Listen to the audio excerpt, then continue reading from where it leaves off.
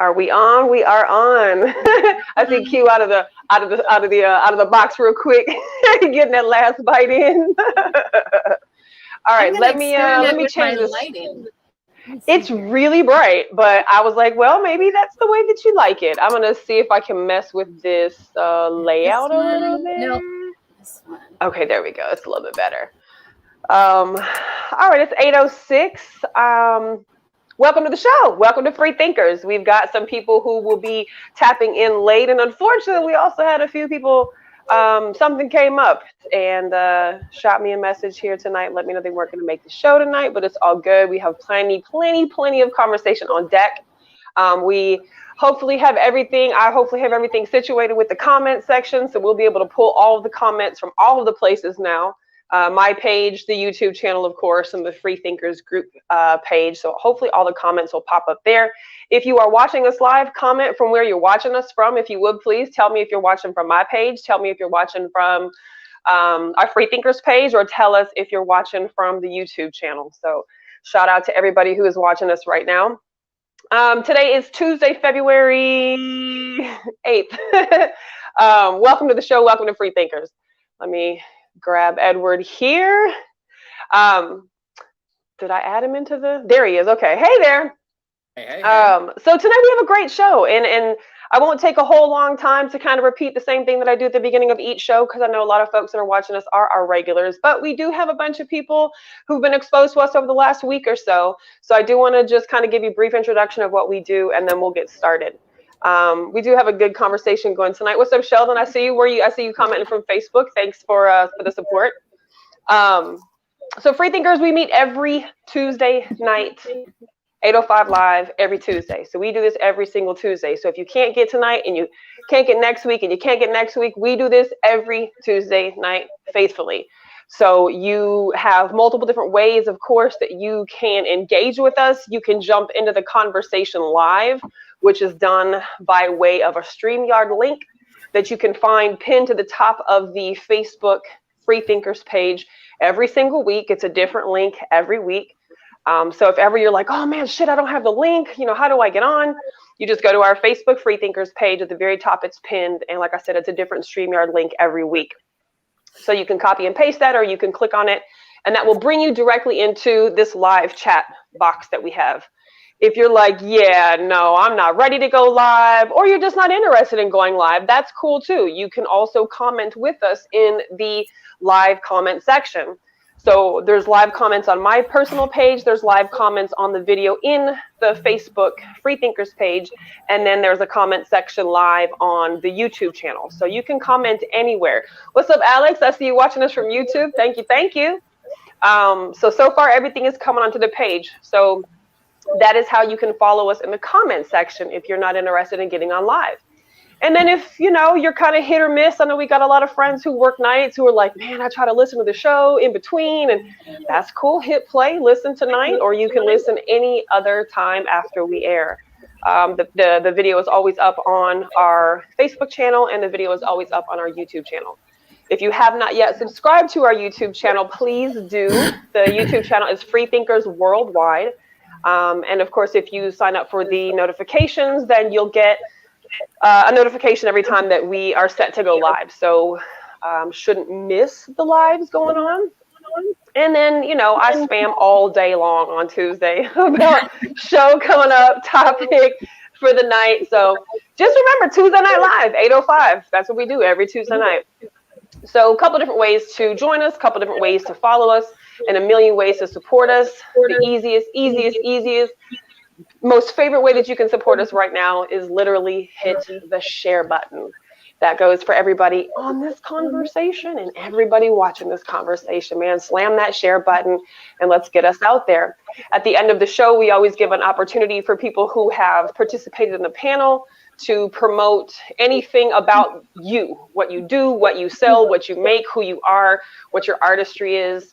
Always make sure that if you have anything coming up, that you put that information on the Free Thinkers group page, so that those who may be watching the video but maybe didn't hear you or couldn't write down fast enough, like what your book is, or that Stokely's trying to go to, do comedy in Iowa, or Denise has a new video coming up, make sure that If they weren't able to follow you live, you can go to our Free Thinkers page, and you can always find who we are in there, or what products, what businesses, just what we have that we are promoting ourselves on as well. So definitely have that at the end of the video. So do watch the entire show so you can catch who we are at the end.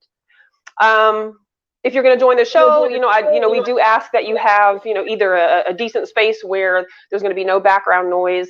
Earbuds, headphones, of course, always are helpful.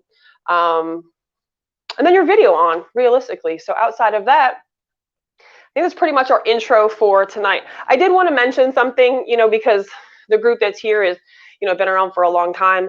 And, in a lot of our podcast families, it seems like, friends have kind of migrated and gone from place to place and have supported each other, significantly. Lucia is a friend to the podcast family. She is a friend. Ooh, I'm trying not to cry. She's a friend to the Dirty Worms family. And by way of Dirty Worms, involved herself with Black Tea Talk. And then, of course, involved herself with Free Thinkers. And she passed away, I think 2 weeks ago. So she had a battle, and she fought like a motherfucker, but she passed away. So keep her husband and friends and family in your prayers, because she was definitely a huge asset to the music community in Austin, Texas. If you were a fucking rocker, if you were a metalhead, you definitely saw Lucy in front row. So she's just a good person. So, I mean, we don't just get on this thing on Tuesday nights and just run our mouth. We get on this thing on Tuesday night and we have church. We get on this thing Tuesday night and we have group. We get on this thing Tuesday night and we have lecture and education. But, we really do try to have this in love as well, and in respect, and just a really cool adult grown-ass opportunity for those of us who are willing to, put ourselves out there and be scrutinized, to tell our truths, and learn more about, what our journey in this world is. So with that being said, we do have a few more people who are going to tap in a little bit late, and that's okay. If you have not yet seen what our topic is for tonight, on my page and on the Free Thinkers group page, well, let me back up. Q, have I forgotten anything? Do I need to mention anything? Do you have anything you want to add before we jump into topics? No, let's get it popping. Okay. So on the Free Thinkers page and on my page, there was a post that talked about platonic friendships, platonic relationships. And then there was also, Q had reposted a video that he had shot when 2017, I think. That had to be one of our first Free Thinkers meetings. It had to be. Okay, so it was. I was like, so it was 2017, and it was just a conversation that you had just briefly on the way to a Tuesday night meeting about romance, like what it is, what it looks like, who is it for, and I won't go into all the questions yet, because we're gonna break these down and talk about these things. But the conversation of platonic relationships went all over the place on my personal page. I think there was a total of like 124 comments or something on that. So there was a lot of perspectives on that. What was they saying? What was they saying? I mean, it just depends. Yeah, I mean, so we're going to talk about that, right? And then on the Free Thinkers page, there wasn't as much chatter about it, but I think people are like, shit, we're just going to talk about this. I'm not even going to post about it right now. We'll just jump on live and we'll talk about what our feelings are behind platonic relationships. So I'm going to put up the post that was originally posted so that everybody can see what we're referring to, and then we'll discuss it. See how everybody feels. Q, you want to read that? Or do you want me to read it? I'll read it. Even okay. Put me on the spot. I don't read it out loud. This is our read out loud voices. All right. Question for the men: is there any such thing as a platonic relationship? Answer is yes, but not often. I'm in my 40s, and a guy just told me every male friend I ever had became my friend in hopes of sex at some point.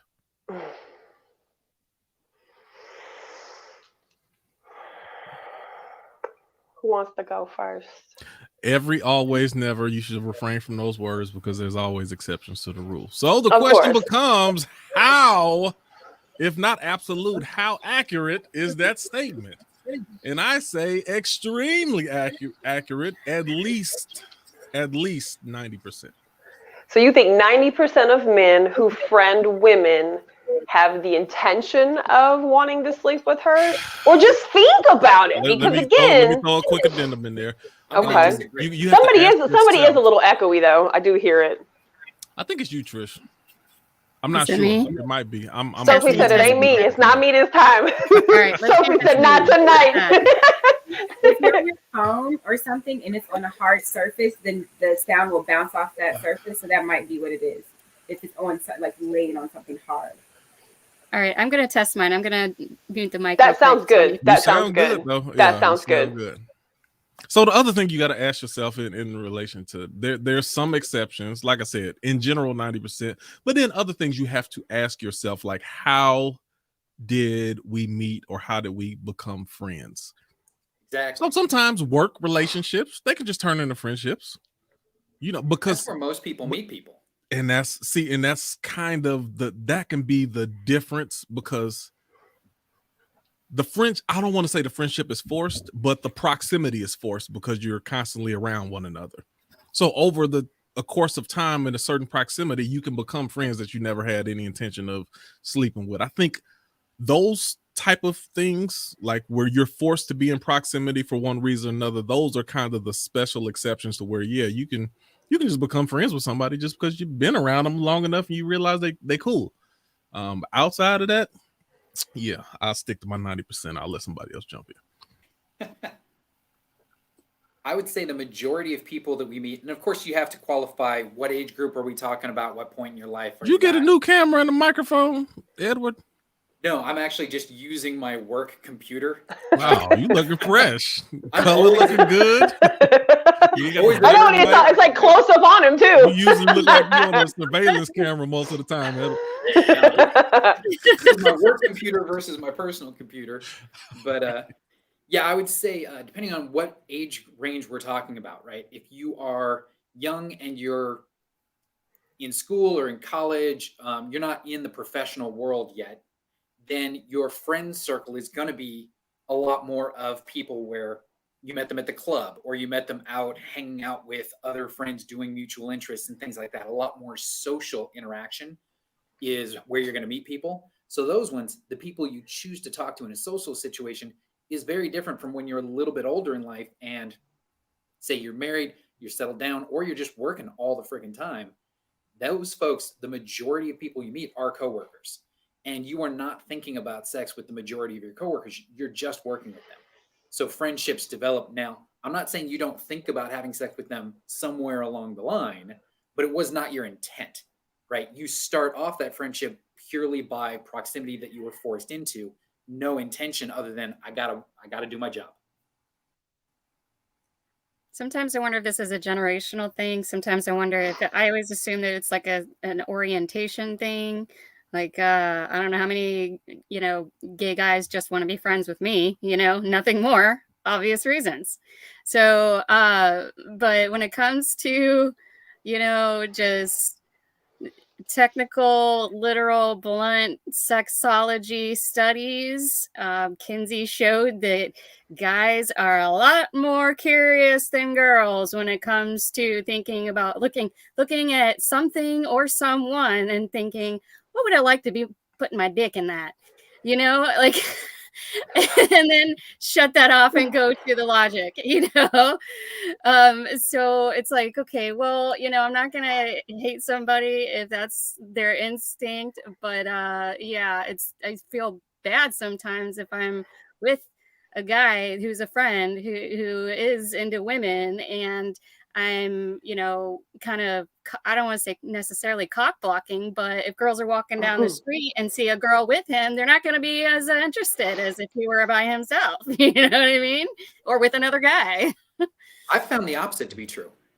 Yeah? I've had far more women hit on me while I'm with someone else. Now What? they wait till they walk away, or they just kind of like blatantly. Yeah, I've had both situations. They wait till the girl I'm with walks away and immediately hit on me. Or they just walk up and just start flirting and seeing if the girl I'm with will become upset. Wow. Yeah, I've seen Maybe that. she want both of y'all. Is this because Edward, you're in different situations from the normal person because you're in What energy are you putting off in these situations? Are you saying open door, or are you just if you're in a poly environment, right? that's a lot different from. I'm just talking about out and about supermarkets. Okay. It doesn't matter where I'm at. I've had more of that happen. I can say when I'm by myself, and I'm just thinking over the course of my life, right? Over the course of my life, when I'm by myself, having someone hit on me just out of the blue kind of thing was relatively limited. And then when I'm with someone, it happens dramatically more often. Really? I don't know why. Women, do y'all have that? Is that your experience, women? Like, do y'all have more men approach you, like, if you're with a man? And this is totally has nothing to do with really platonic relationships. I'm just kind of bugged out that that's something that you experience more or enough. Like, I get beat up. Well, I can say, yeah, there's. So, like, is it different for women approaching men versus men approaching women in that situation? Like, I guess the woman is in competition maybe with the other woman. The man is like, I'm not trying to get into a fight. Yeah, there's a huge difference. A man approaches a woman who's with another guy. There's a very high likelihood of some sort of fight, right? Right. A woman approaches a man who's with another woman. There might be some arguing, but the odds of it going down into actual violence are much lower just because the genders, aren't the same as far as that goes. But I've asked some of the people who've done that, and I've gotten the response of, once they were honest, they were just like, well, if you're with a girl, and especially if the girl you're with is very attractive, they think, oh, you must have some sort of value because this beautiful girl thinks you're worth it. I got to kind of check it out. Wow. That's crazy. Look, Alex even in the comments was like, being with a girl gets you more attention. That's crazy to me. Wow. Like, I don't know. I maybe I'm a woman's woman. I am a woman's woman. I can't foresee me ever going up to a man who's just with a woman and trying to approach him or step to him. Now, unless he's no, I know what I will and won't do. I wouldn't do that. That's not for me. I promise. I guarantee you. He can come over to me and have a conversation. I'm going to say, who was that? What was that happening over there? Because I'm not interested in another woman's man, ever. I'm not interested in another woman's man. I mean, Edward made a good point, though. That was a good point. But that's just an interesting dynamic that men experience that, because like that's kind of tripping me out right now, and it seems to be like not an unusual experience for men. Women see a value in, I mean, especially if she's a 10, and I'm a hard 5.5. Shit. I mean, you talking about your looks? Yes, sir. Yes, sir. We haven't got to the romance part yet. Wait a minute. I know what he's talking about. Next. That's part 2. Hold on. Yeah, my looks.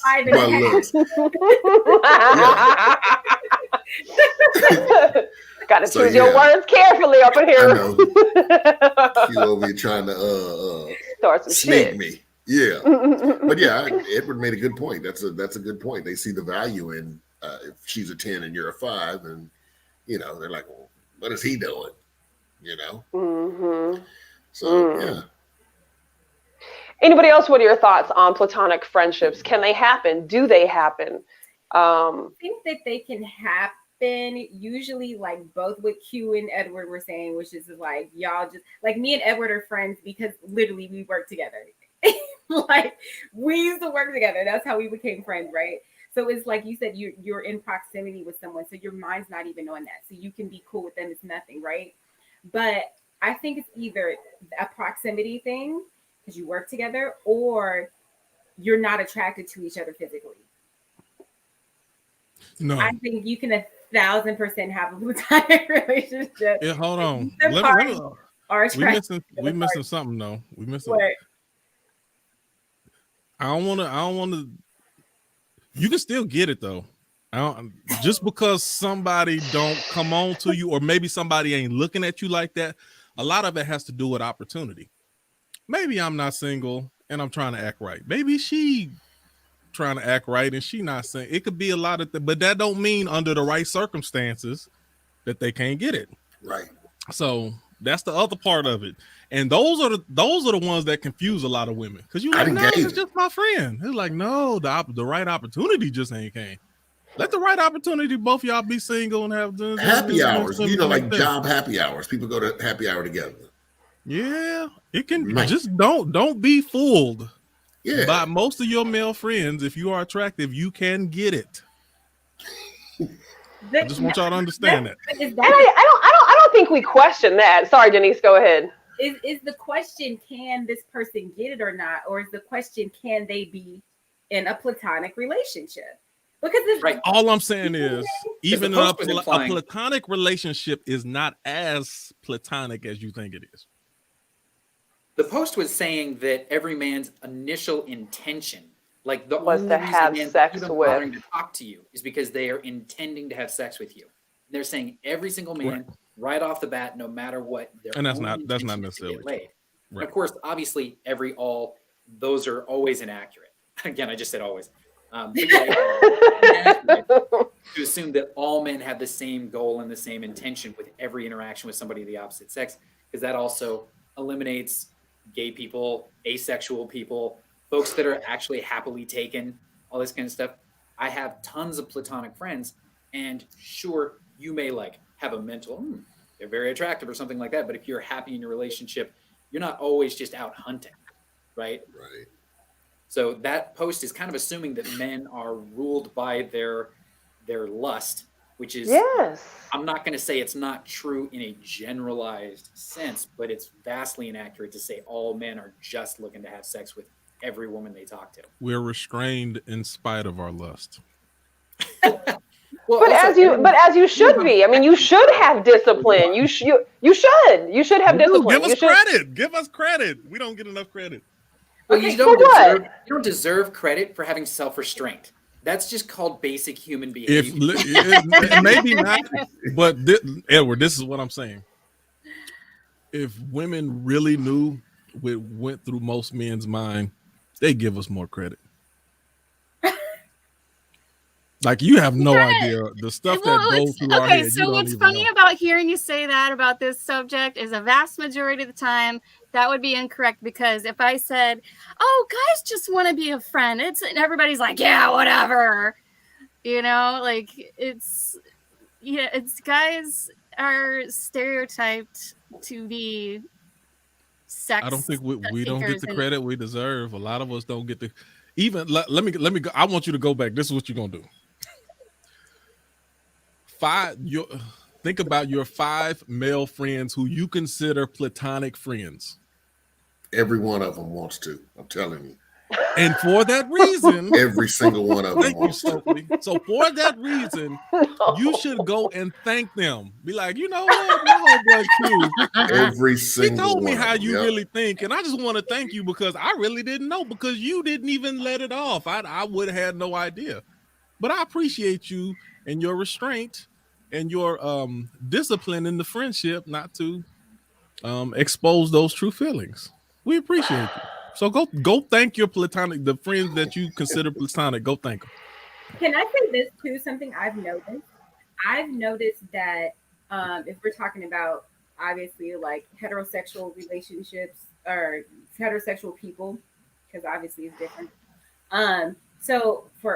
And by different, I mean male versus female relationships. So like I've noticed that my friends that are men that have like a lot of sisters or like girl cousins that they're close to, I feel like they have a lot of female friends and can be friends with females easily. Me, I only have brothers, so most of my friends are men. Mm-hmm. I can interact with men way easier, and it's just more comfortable for me. So we can have like a relationship that I feel like is platonic because of my sibling ratio. Well, that's a natural thing, because they've also done, there's plenty of studies to show how you interact with the opposite sex before you reach the age of thinking sexually, right? Yeah. So if you're a kid and you're surrounded by the opposite sex more often, you were comfortable with them before sexuality got into your head.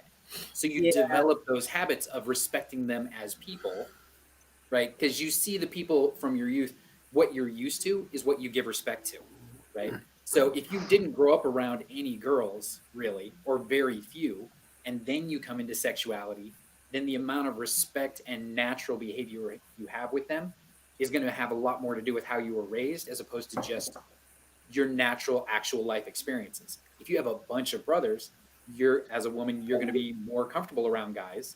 If you're a guy with a bunch of sisters or, that sort of thing, then you've just had natural life experiences to not see them as some object. They're people. And we're basically broken and stupid. If you don't personally experience it, it's like foreign and weird. So if you didn't know them younger, you're like, oh. True. I have a question. Let me ask, ladies. Have you ever had a friend that you swore was a platonic friend, and then you found out, like, they tried to make a move on you, and then you was like, good question. Oh man, good question. I thought we was just friends. I've had that happen, and and because we were friends, I was just like, yeah, no, I don't see you like that, but it's not weird now. We can still be friends. Like, it doesn't have to be a thing. Like, happened. That's not. We're not gonna do that, and that's that. So let me ask you, how surprised were you once they kind of, gave you the proposition or proposal, whatever you want to call it? Like, were you shocked, or were you not really surprised? Or I will say I wasn't shocked, only because I assume. You go with the odds. I assume, like that post. Oh, okay. And so because I make that assumption, I just don't care when it happens. I'm not like, oh my God, what? You're supposed to be no, I can't believe this. This is crazy. I'm just like, yeah, whatever. But no. Like, so your boxes don't supersede human nature. Like, yeah, I know they say it, my friend, but yeah, I still know how guys are. So yeah, it's like I assume and don't assume it. It's not like I'm sitting there like I'm just waiting on the day that someone's going to blah blah blah. But if they do, it's like, oh, okay, whatever. Trish, Nikki. Well, my best friend in the whole wide world, I mean, like, he's got my will in his pocket, is like my twin brother. He's actually down by you guys in Texas. And we've been, just really, like, attached to the hip spiritually, mentally, whatever. We don't get to see each other that often, but so that might be a variable, but we've never, I mean, it's let's just say, like, we are so close that, well, I mean, even when, like, okay, so for instance, we had to go camping, and there's, like, you have to share a tent. There was no accidental poking at all. That says something right there. Oops. So, but no, like, we're just we're very close, and I had a friend in college who had 3 sisters, and exactly like what Denise was describing, and at least half of his friends were women, and, like, he had no intention or whatever. He was just not into it. So, I mean, he was so used to being around women all the time that he would have a box of tampons in his bathroom in case a friend came over and accidentally got her period and didn't have a tampon. Like, that's how many girls. What you doing, Stumbly? That's thoughtful. That's thoughtful. I mean, that's nice. That's polite and all that shit. Oh, yeah. Like, I love it. Understand. Get the hell out of here. I mean, I'm lost. I'm lost. I'm lost. Hi, Nikki. Hey, thanks for coming to the show. Oh, goodness. I don't know. I've been trying to listen to everything everybody's had to say. I guess everybody's experience is obviously different based on the situation You that didn't we're answer the in. question. What was the question? Do I think it can happen? Have you ever had an experience where you thought you and someone were completely platonic until they made that advance and you was like, oh my goodness? The only one scenario that I can really think of is somebody that there was like some super low level like energy, like I kind of like conversation with you, and we vibe a little bit, but I kept it completely. I kept it completely platonic. I was not interested in pursuing anything romantic. So once that really came to fruition, I was like, yeah, I'm not interested in that. That's really the only person I can think of. So I guess really no is the answer to the question. I don't feel like I've had any platonic friendships that I thought were just exclusively platonic where, dude tried to slide. But I also haven't been single a lot of my life either. I was in a relationship for 16 years. So I wasn't in positions where I really had male friends, like that outside of my partner. Now, of course, I had male friends. His boys were my boys. And, but that kind of comes with that territory sometimes. Never, ever, ever did any of them try to slide. They knew they'd probably lose their life. And really, even in these last, 5 years since I've been single, I don't feel like that situation has taken place. Now, does that mean that some of the platonic friends that I've had over the years that I've developed friendships with since I've become single, does that mean that I don't think that they might not be curious? No, I don't fucking think that. I think that genuinely people are curious when they're attracted to something. That doesn't mean we have to act on it though. And I guess I come from that place where you just don't act on some shit unless you're really ready to act on some shit. Sure, but that's two different conversations. And the part I'm focused on it goes back to discipline. It goes back to what you say. Y'all need some cookies and shit for being able to behave in situations. Only thing I'm pointing out is a lot of people disregard that post, and I'm like, there's a lot of people just because they don't act on it, don't think that the idea is not there. Well, I think that I really think that people are foolish if they think that. I don't care, but I'm just saying a lot of women are like, no, you can have platonic friends, and I'm like, they're not as platonic as you think.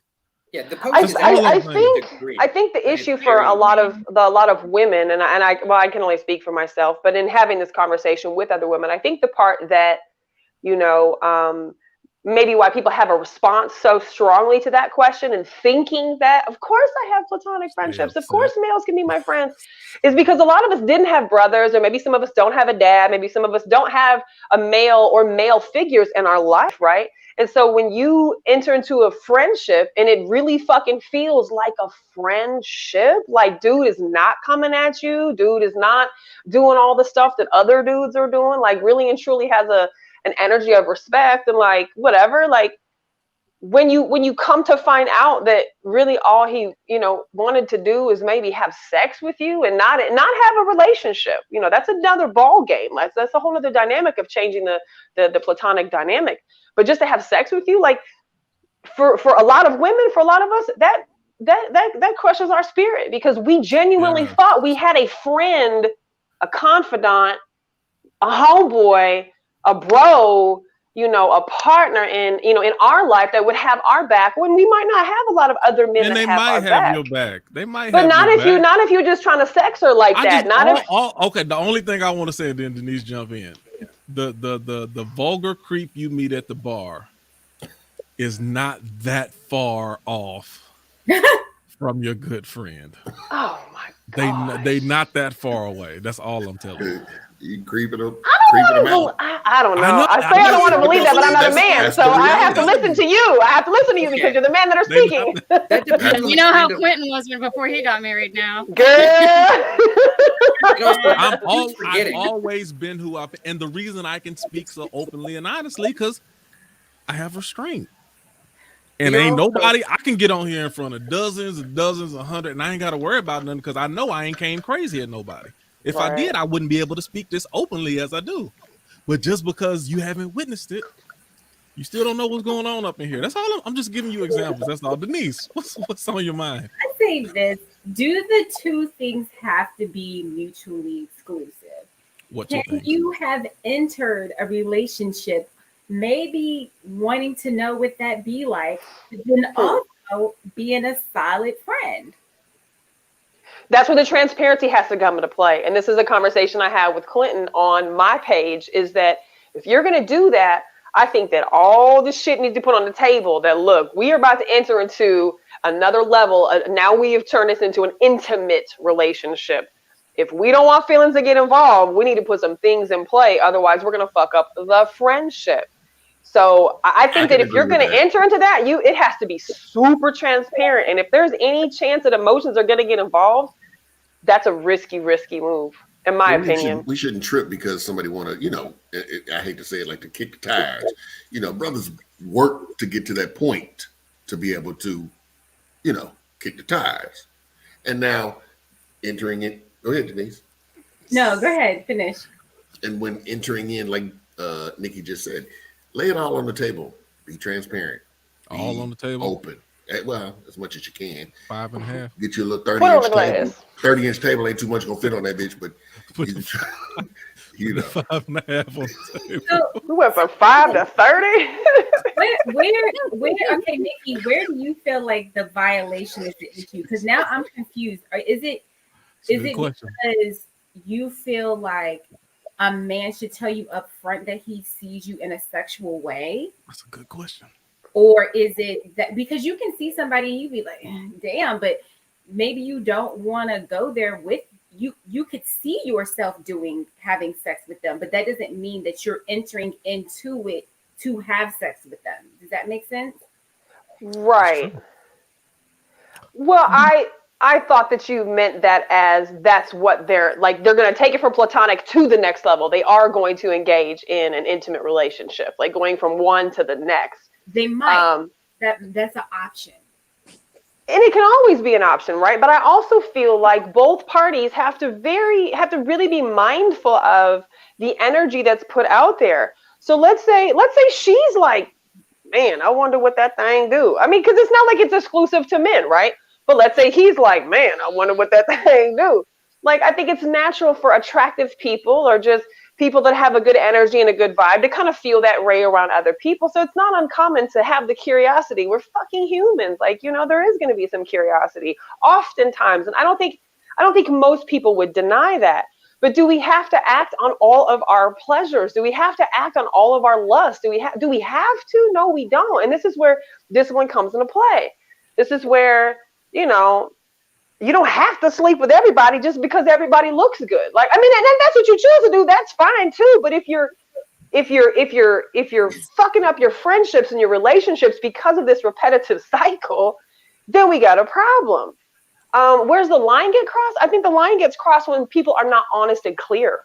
And I can understand maybe on one hand, male or female. We'll say male in this conversation because that's what the quote was about. Does that mean? Damn, I just lost my whole train of thought. You said it's about honesty. Honesty. Maybe he's afraid that if he tells her, like, I'm becoming like sexually attractive to you, like I'm really sexually attracted to you, like, but what does her energy say? Is her energy putting out anything that tells you that that's where she's at?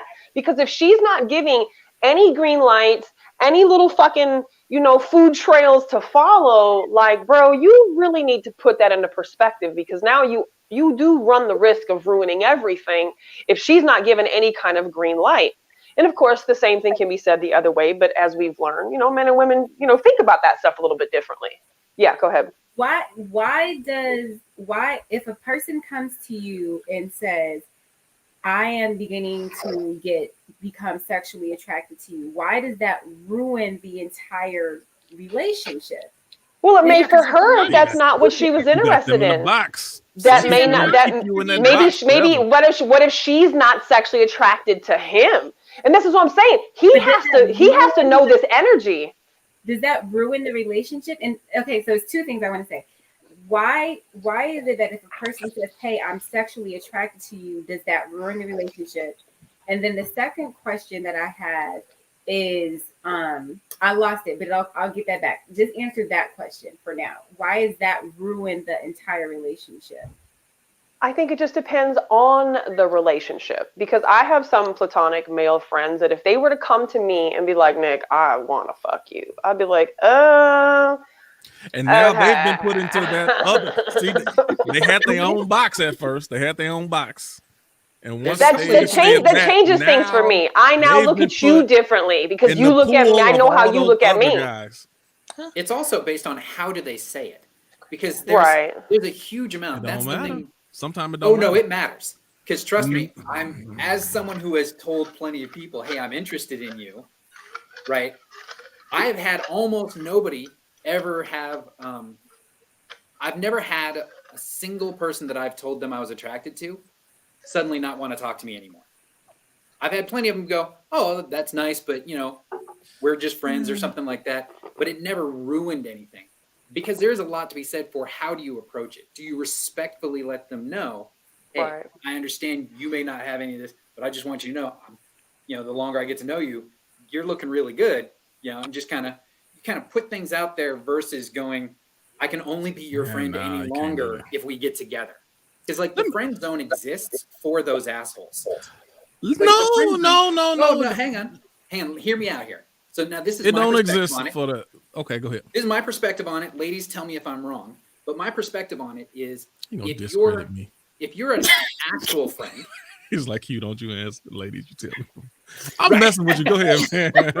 I'm following you, Edward. If the lady, you said the ladies what? Well, it's a ladies' question, because the friend zone, I've never heard of guys, like it's not a stereotypical thing for guys to friend zone girls, right? So the question is, generally speaking, more appropriate to ask women, because women friend zone guys. But in my perspective, the only people who get friend zoned were never friends in the first place. They're the ones that this post is actually talking about. They're pretending to be your friend with the intent of having sex, and they're bitter when you tell them they're just friends. Because no girl says, oh, I friend zoned you kind of thing. It's the guy who's bitter about it going, oh, I got friend zoned. No, you're either a friend or you're not. You got rejected. Fucking deal with it, right? Grow the fuck up and deal with it. But if they approached it properly, and if they were a real friend and they made that offer and it didn't work out, they'd still be friends, and you wouldn't call yourself, oh, I got friend zoned. You would just move on with your day and not even think about it. Let me school you on something, Edward. Oh, feel free to school me. Please do. What do we got? This should be interesting. I love when they do this. He loves to fuck with me. I just said that to get under your skin, really. He was like, oh, okay. You gonna no, I'm ready, teach. Let's hear it. I was actually joking about that. But let me tell you my perspective on it. And I agree with most of what you said. And ladies, tell me if you agree. Now the way I view this, women want relationships with men that's outside of the normal dealings that there's a large portion of men who are lions on the prowl. So that friend zone is reserved for someone who they feel can be a safe space for them, to where they can actually be a normal human being. And this guy, he seems like a normal human being. I'm a normal human being. It doesn't have to be this wolf prowling trying to get me. Right. So I feel more safe. We can go places. I can talk. I don't have to worry about the regular wolf predator trying to pounce on me like I'm a fresh piece of meat. And then, so once you find out, if you find out that this guy also is sexually attracted to you, it's like, oh, I thought I had a safe space with this guy, but now he really was like kind of like the rest of them who wanted to jump on me too. Now I have to take him and throw him in the pool with all the rest of the wolves and lions, because he's after it the same way other guys are. Or you have to figure out if he's going to be mature enough to be able to continue the friendship, being told I'm not interested. Like, I'm not. Nikki, and a lot of times you don't get that. You get the, oh, well, all right, unfriend. Once you know this, how comfortable are you? Even if they don't act on it no more, just to know that they have those thoughts? Are you still comfortable in the same space that you were before? If they were if they were the friend that made me have a safe space, then yeah, I should be able to still be like, all right, he just Part of checking that me safe out. space was feeling like it wasn't any type of sexual thing going on or attempting to go on. It really depends on his. It really depends on his reaction to being told no. If his response to no is a respectful, like, damn, like, okay. But if his response to that is act like a fucking toddler, and just be immature, like, nah, bro, you out of here. Like, there is no longer a safe space. I don't trust you If you look at emotionally. it like that. All right, hold on a second. Denise, and then Tanisha, and then Trish. I'm sorry, go ahead, Denise. I would say that if a man is responding like a toddler and no longer wants to be your friend, then his intention Never your friend. to never be your friend. And Right. everything that he was doing up until that point was only to get in your pants. But there are other scenarios where a person may have looked at you and thought that you were attractive or wanted to have sex with you and came to you asking for consent, asked you if you felt the same way, because we can't read the room no more, because you can't assume, you know what I'm saying? Like, we are in the consent world. This is where we need to stay. We don't need to like try to read anything. We should just come and flat out say, hey, this is how I'm feeling. Right. Person can respect your mind and know that you don't feel that way, but they're still willing to be your friend and offer you unbiased opinions and whatever else that you have prior to, then continue the friendship. But if they're acting like a dick, then they gotta go. You can't always continue the friendship. Sometimes once a person opens up, they can't go back to the friend thing. They've already depends on the people. And that's about them. That's about them. How much do you value this friendship? You gonna fuck this off, or you gonna make this work? Denise, something I wanted to mention when you were talking. Hold on, Nikki, I'm sorry. Let me jump around. That was my fault. I'm sorry. Tanisha, what were you about to say? No, so piggybacking off of what Denise said, and hello, this is my first time here. Hey. So I think, so I work, just from my personal experiences, let me just tell you that's where a lot of my opinions derive from, is my workplace, because I work on a military installation. So I'm surrounded by hundreds and hundreds of soldiers. And, many, simply acquaintances, but many repeatedly will tell you that men don't ever want to just be your friend. There are some that are emotionally mature enough to handle being your friend once the rejection or that line is delineated, where there is no physical attraction. There's the emotional attraction is there because you're supportive of one another. You're feeding each other something that the other needs. Whether the guy is going through some issues or the female is going through some issues, there's a mutual respect there for understanding each other's positions. That is a separate kind of relationship. But for the most part, men and women, in my opinion, don't ever start off with, hey, we're just going to be friends. There's always that line that is teetered on whether or not this could possibly be more. Is today the day? Is this the conversation? Is this the look that gives me the pass? Am I going to ask you to lunch that becomes dinner? Or are we going to hang out at night that becomes the overnight stay?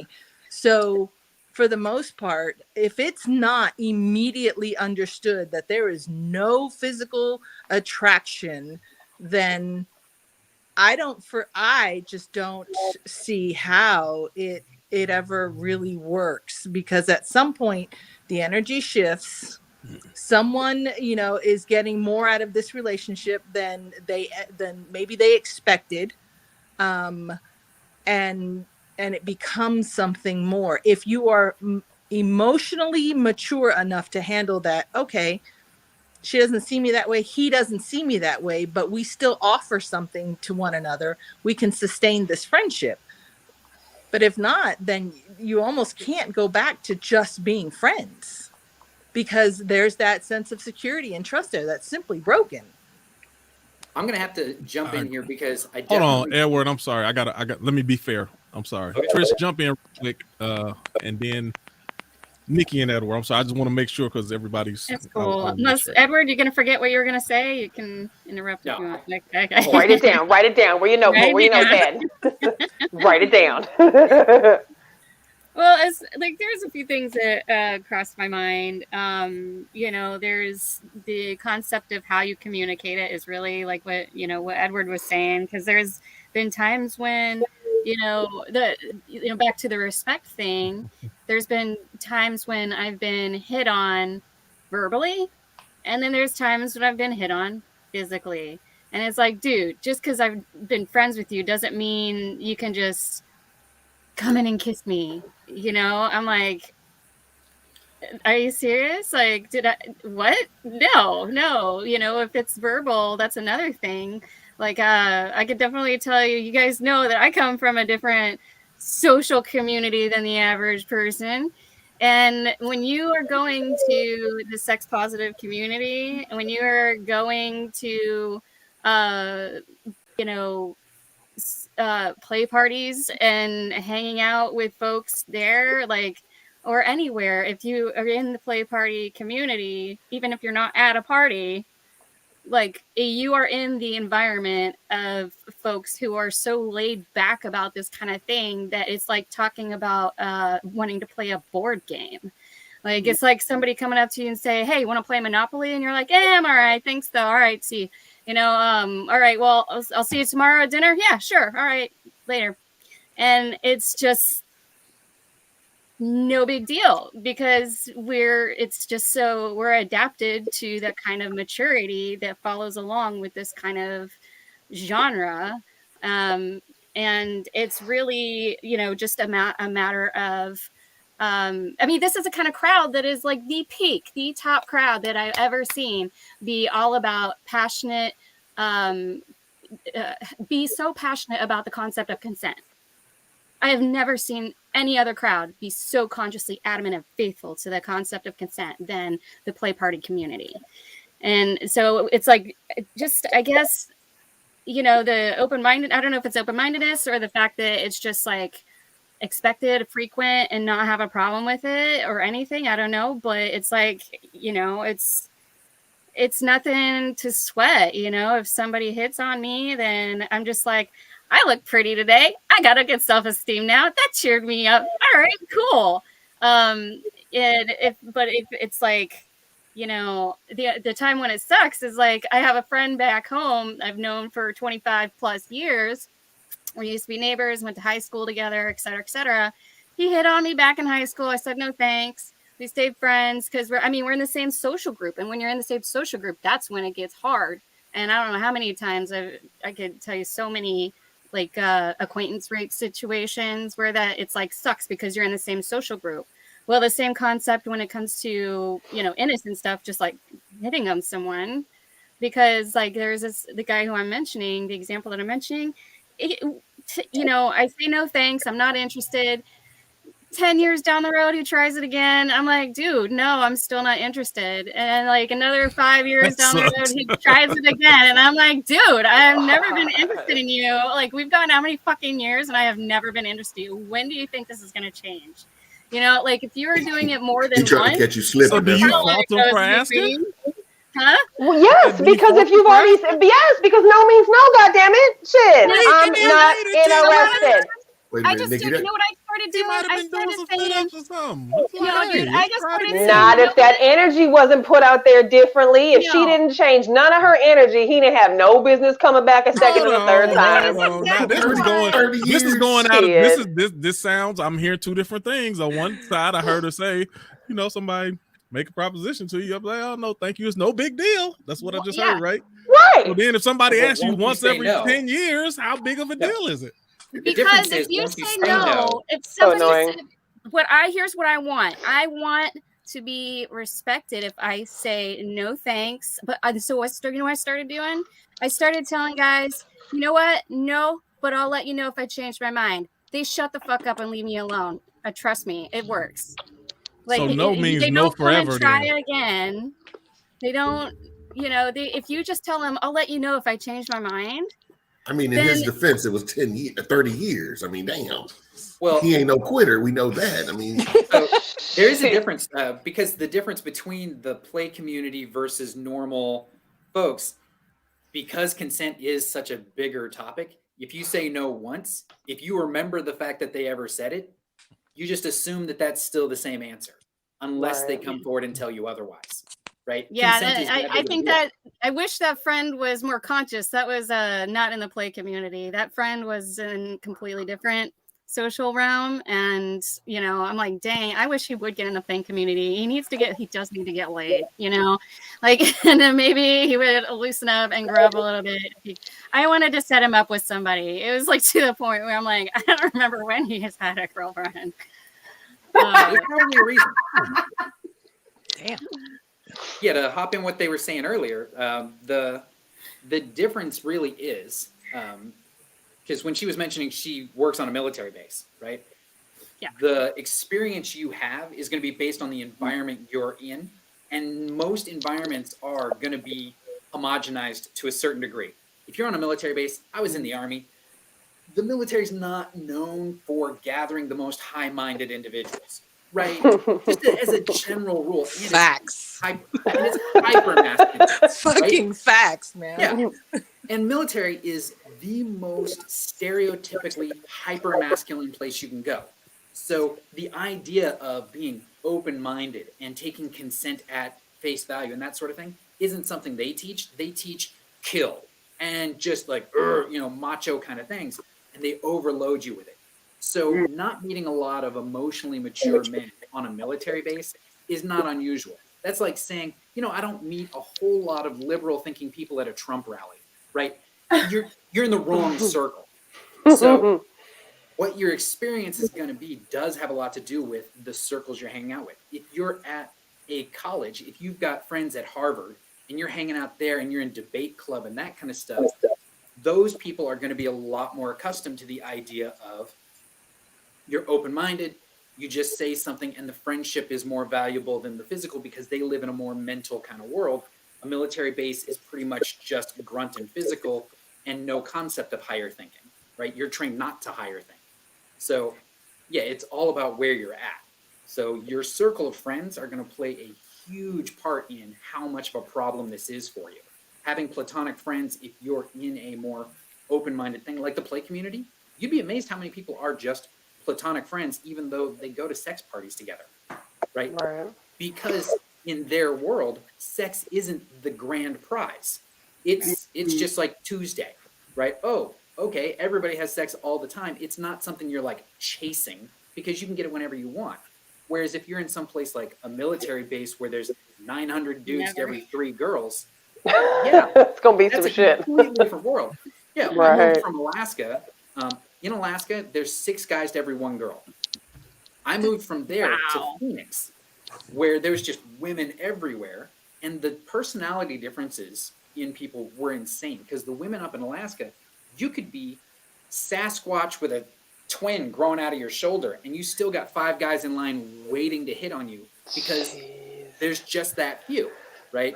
And then you go down to ASU down in Phoenix, and girls are just falling out of the trees, so nobody really cares. It is all about your environment and how important sex is to the people in that group. Move to Alaska. Yeah. If you're a girl and you want attention, yeah, you go to Alaska. Seriously, you don't have to put in any effort. It's literally no, you just go to Colleen. No, Alaska makes Colleen look like an amazingly clean cut kind of place. Alaska, it's actually on bumper stickers. It's so bad. They have it on bumper stickers and T-shirts. Alaska, you don't lose your girl. You lose your churn. oh, That's how bad it is. Damn.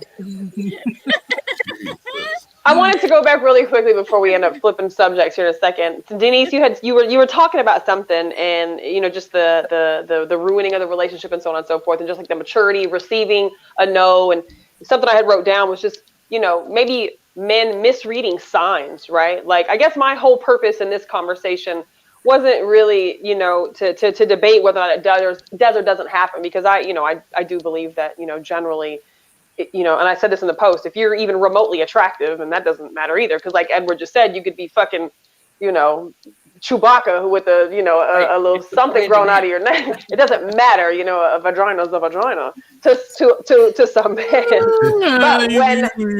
But when you are, when you're even just like a little teeny bit cute, there oftentimes is, the physical attraction, right? But what about I like was the shit in Vermont. When I lived in signs Vermont, I being was the misled absolute shit. I'm telling you. Vermont. In Vermont. in Yeah. Vermont? I mean, it's kind of like Alaska. When Edward was talking about Alaska, I mean, I was only brother there. I mean, it was crazy. I mean, old, young, it didn't matter. White women, they love me. I don't know why. So that's the point that I'm making. That Edward was saying, you could be, whatever. Supply and demand. You were a rarity there. Exactly.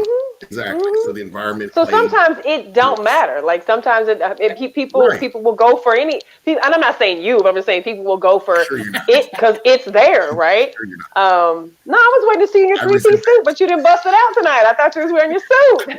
I was going to do that, but I But said, Denise, misreading signs, So maybe man is thinking, oh, because woman friend is, brought something extra, for lunch, right? Because y'all talk a lot about, like work husbands and work wives and just relationships in the workplace, right? So maybe she brought a little extra something for you because, you wanted to try some of her vegan food, right? Or maybe, just a person being nice, a person, looking out for your friend type shit. That message can be misunderstood, and he may think that that's a green light. And so going back to what I was saying is I really feel like the most important part to this is that you need to be really clear about what you're doing. You need to be clear on the signs you are sending and how you receive those messages. And if you're not able to receive those messages properly, and you go and you pursue somebody that was not what was being sent to you, you're going to run the risk of damaging that friendship. And maybe you care, maybe you don't care. But if you're truly supposed to be somebody's friend, then there should be some element of concern in that. It really boils down to how do men handle rejection? Because that's one of the biggest problems with everything. Unfortunately, men are never trained that they're accountable for their actions. So if a woman rejects them, no matter how dumb they act, they're never really held accountable to that. Men need to be taught how to just take no and grow up, move on, as opposed to freaking out like, oh, how dare you say no to me? I mean, if we handled rejection better, it would be that simple and the friendship could just move right on. So immature men don't handle any kind of rejection well. Right. Mature men know how to do that. It's just Yeah, I halfway agree with that. It's not that men they're not accountable. They never learn how to be accountable for their actions, but there is trial and error, and you do need to be mature in rejection. It ain't the end of the world. Denise and then Tanisha, I know you was about to say something too. Go ahead. I do want to respond to what Nikki was saying. I feel like things get too vague when we talk about being able to decipher what someone else is giving off. And then there's no space for the actual consent. And the only way to get consent is to ask. Because if we're asking people to gauge what they think somebody wants, and then this person actually tries to make a physical move on somebody, that shit's crazy. So at some point, a person does have to just ask, because maybe they are confused and maybe they are feeling like this person is giving off mixed signals. Because at the end of the day, we cannot control how people interpret what we do. And people are a bunch of liars right now. Let's be honest. Man. And that was the whole thing I said about transparency and being fucking honest. Yeah, you're right. Let me say this though. We are in a society. Everybody tell you they want you to keep it a buck. Everybody wants. People can't keep it a buck if your ass is so sensitive over everything. Like people can't say everybody is offended over everything you say. So how can you keep it a buck in a society where everybody get offended so easily? That's a different. It don't work both ways. I think that's what I'm saying. People will say one thing, but then you can't actually be direct and honest because then they will get butt hurt. They get offended. Hey, Q, let her jump in real quick. Tanisha, go ahead. I'm sorry. No, what I was going to say is kind of just piggybacking off of the collective, conversation here is that in the end, we are not responsible for the message other people receive. We can only be responsible for the message we are sending. Right. So I send what I believe is to be a very clear and concise and straightforward message, and somewhere if you find a curve, then that's not where my area of responsibility is not to soothe you from the rejection that is still inevitably going to come. I am sending a message that says, this is not what you think it is. It's where I draw the line. We are friends. This is what I'm getting out of this friendship. If you find some gray area in there to still think that there's room to make a move, then be prepared. And that's where I think in society, we're male and female, we are underexposed. How about that? Because we don't necessarily truly understand what rejection is. Because rejection is literally somebody saying, hey, I understand your intent, but it's not what I want. That's not the message we receive. Somewhere in there, we become emotionally charged with, oh, they're abandoning me. I'm not getting what I want. My feelings are hurt. All of a sudden I feel. It's not about what you feel. You were wrong to assume you had any room in this friendship to make it something more. Oh, shoot. That's harsh. But it's true. But that's the truth, goddamn. That's the truth. That is harsh. I don't know how many It's times frequently people harsh. think I'm flirting when I'm not. I'm so Yes, I've had to be very flirting and I'm cautious not. and mindful of my energy But because what I about am the not movies flirting. I'm that friendly. we've grown up watching our entire lives, to where the persistency is the key, and you got to just stick with it. And if Hollywood you got has to always find been ways to romance and woo her, and it's just don't take the first no. You got to keep finding different ways.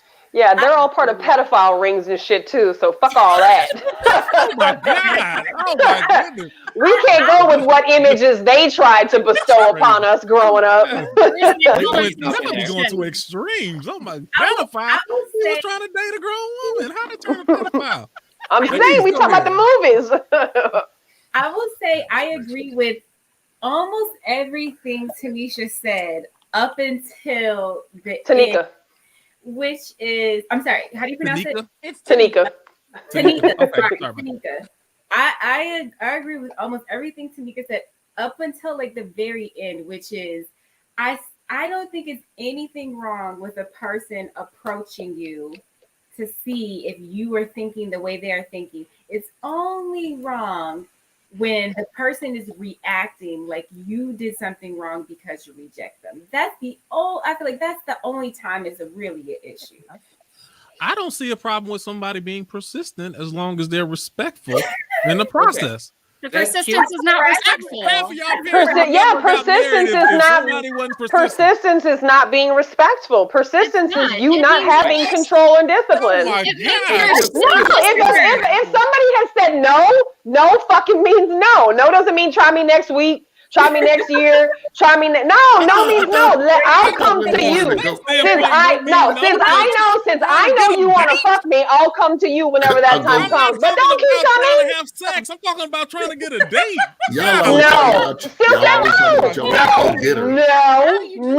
Oh my god! That shit. That becomes annoying to us. You get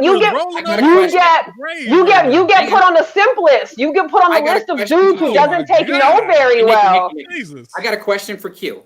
Q, if a gay guy hits on you and you say no, and he keeps hitting on you and keeps hitting on you, do you consider that persistence charming, or do you consider that harassment?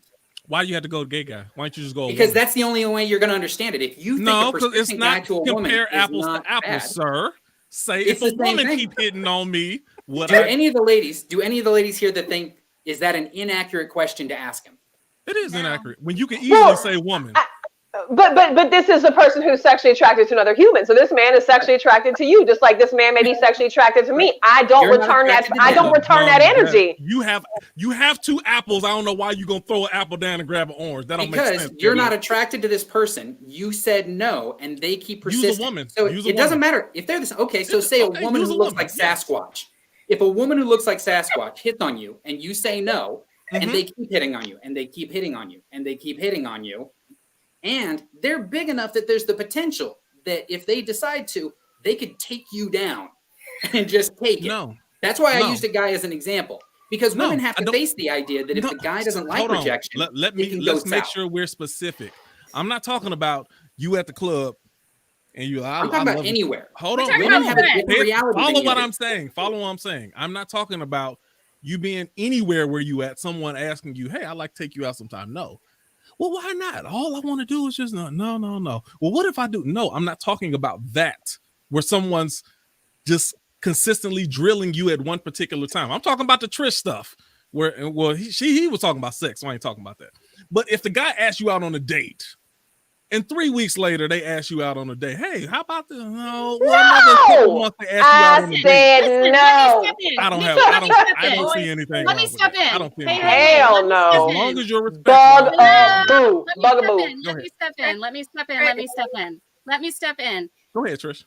If somebody said, if I tell, like, this could be, it's whether it be a stranger or a familiar person, your best friend, I don't care who it is. If I tell somebody no and then they ask me again, that means they're shitty. They don't have listening skills. They're a shitty listener. And why would I want to be friends with somebody who doesn't fucking listen? Why would I want to be a partner with anybody who doesn't fucking listen? Like, it's really about respect and not just the fact of sexuality. It's like, hello, we're not seeing eye to eye. I'm not being heard. And either if I am heard, I'm not being respected. I'm out. Right. That's it. When somebody keeps persisting, what they're showing, it's really simple. If someone is constantly ignoring what you said and trying anyway, they've made it clear their needs are more important to them than your boundaries. Yeah. It's just that simple. That's why it's annoying. It doesn't matter. So how if they're y'all feel attractive about or Urkel and Laura Winslow? What? Yeah, I This is toxic.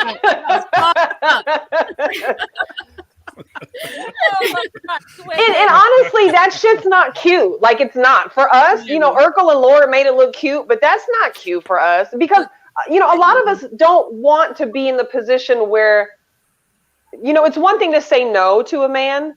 And if you know how to say no to a man, you know, like respectfully and gently, and, you know, I don't believe in just, you know, being one of those women who are just fucking rude and callous. And, you know, when it comes to telling a man no, like, I think there's a righteous and respectful way to say no, right? To have manners, you know, but there comes a point where it's like, now you're getting on my fucking nerves, you know, like this guy told me yesterday, he's like, what'd he say? He said something about you're really nice. And I was like, until I'm not. I'm definitely very nice until I'm not anymore. And when I'm not, it's a wrap, dog. Like, it's over. But to continue to be somebody who's persistent like that, you don't listen. You're not listening. I'm not interested. And if I am to become interested in you, it ain't gonna be by you continuing to fucking tag on the back of my hair and be like, hey girl, I'm still here. I know, you fucking bugaboo. You a bugaboo. You have literally gone into the bugaboo simp column. Now you're never gonna get no pussy. That's just how that's gonna go. But like, you have to listen and you have to be mindful of the signs. Now something You said 3 weeks, man. That ain't, I mean, you asked her out and then 3 weeks later. 3 weeks, man. That ain't me. I don't operate like that. But I know people. Look, man, if you ain't never, you probably got one time, and I'm weird because I acknowledge where I'm at, but there's a conceited element. Not a conceited, but there's a certain element about me. Like, it's called self-preservation. No, it ain't self-preservation. Maybe I value myself in a certain type of way. So it's one of those things. Nothing wrong with that. Nothing wrong with that. Can we okay. Well, that's on you. I mean, I'm not gonna say that out loud, but I'm like, I got options. I've always had options. I ain't never had a problem with options. So there's no reason for me to keep chasing after one particular. That ain't the way I work. But anyway. Right. Look, you see the question? So nobody here has ended up with somebody they turned down or got turned down by in the past? I have, but I wasn't persistent. I made it clear that I was interested, and then later on, they came back to me. She came to you. Bringing it up. She came to me later and was just like, would you like to go out? Let me ask, there's another nuance to this. Let me ask, what if a person realize maybe it's bad timing? Maybe you just got out of a relationship and somebody asked you out, I just got out of a relationship too soon. And they come back a couple months later. Hey, how about? Motherfucker, I told you no. I was like, hold on. I thought last time was bad timing. I'm just trying to check and see if it's a better time. Is there any situation where No, signs. What signs is she giving you that would make you think like maybe this is a good thing to revisit this? Oh, you know Sorry, what? Denise. Guys, Sorry, Denise. Go ahead. Time. Oh, go ahead. Go ahead.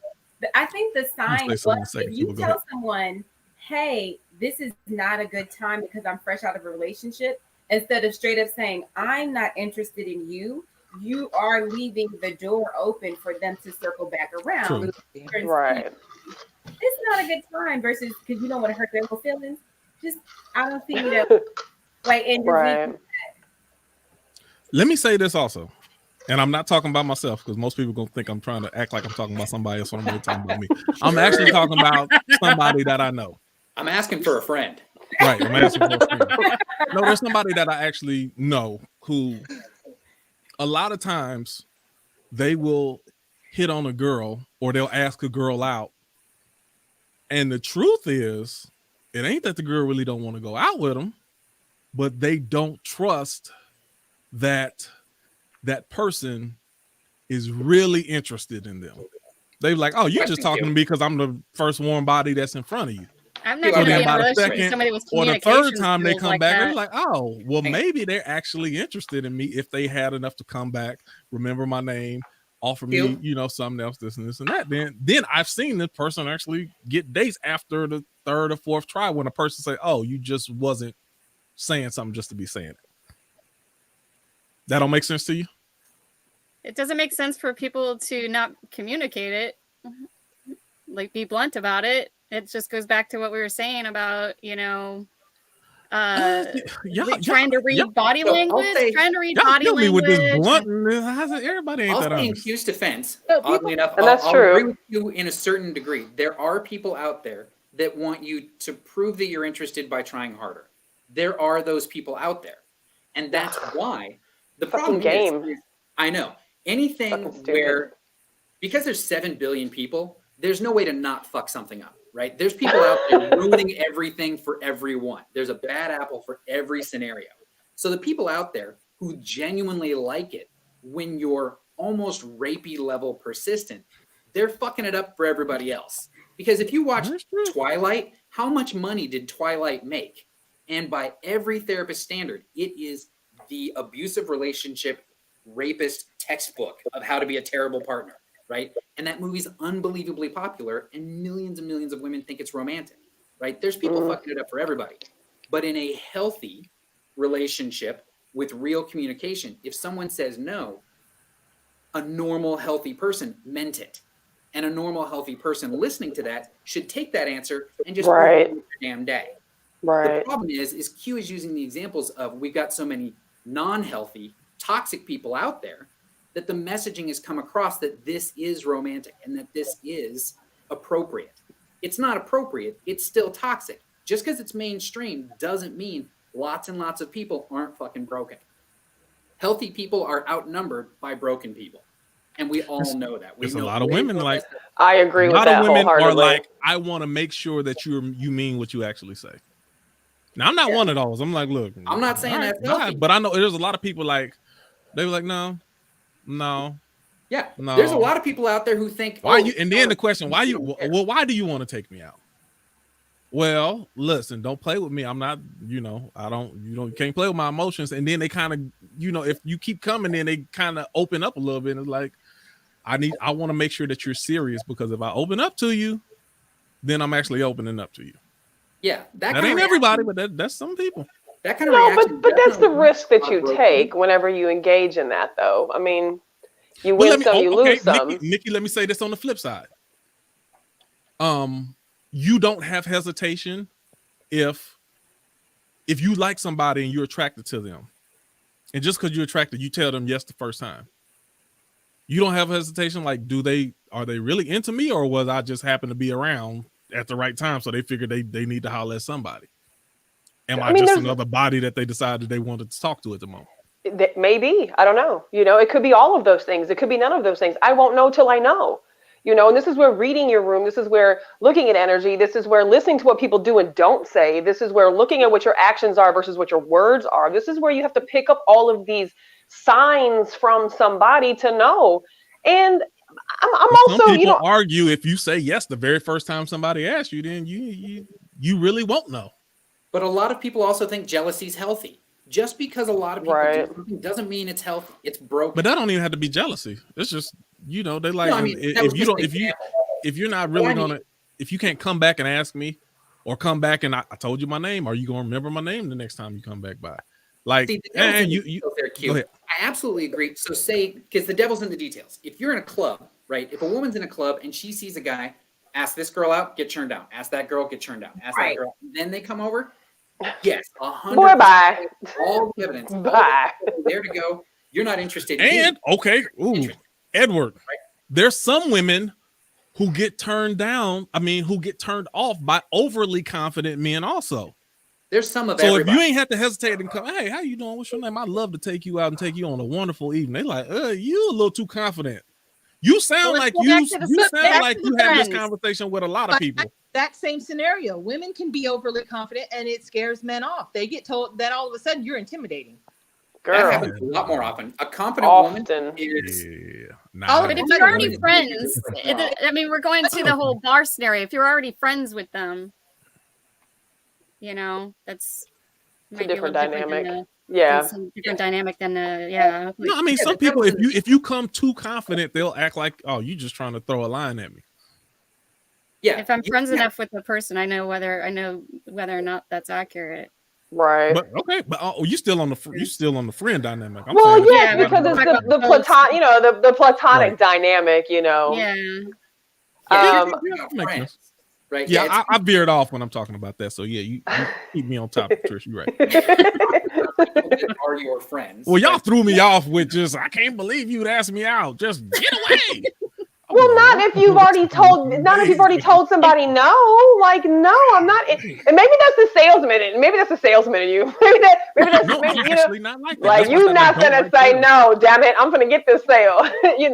But I also think that what Edward said was really, really important, though, too. That healthy people are majorly outnumbered by unhealthy people, and so I think that for those of us that may be going into these situations with a pretty solid compass and a pretty solid caliber of like how we engage with other people on a variety of dynamics, that don't mean everybody else got them same tools. That don't mean everybody else, has those same skills. And so that's why I think it's important how you say no to somebody. That's why I think it's important to communicate effectively what your words are and what your feelings are.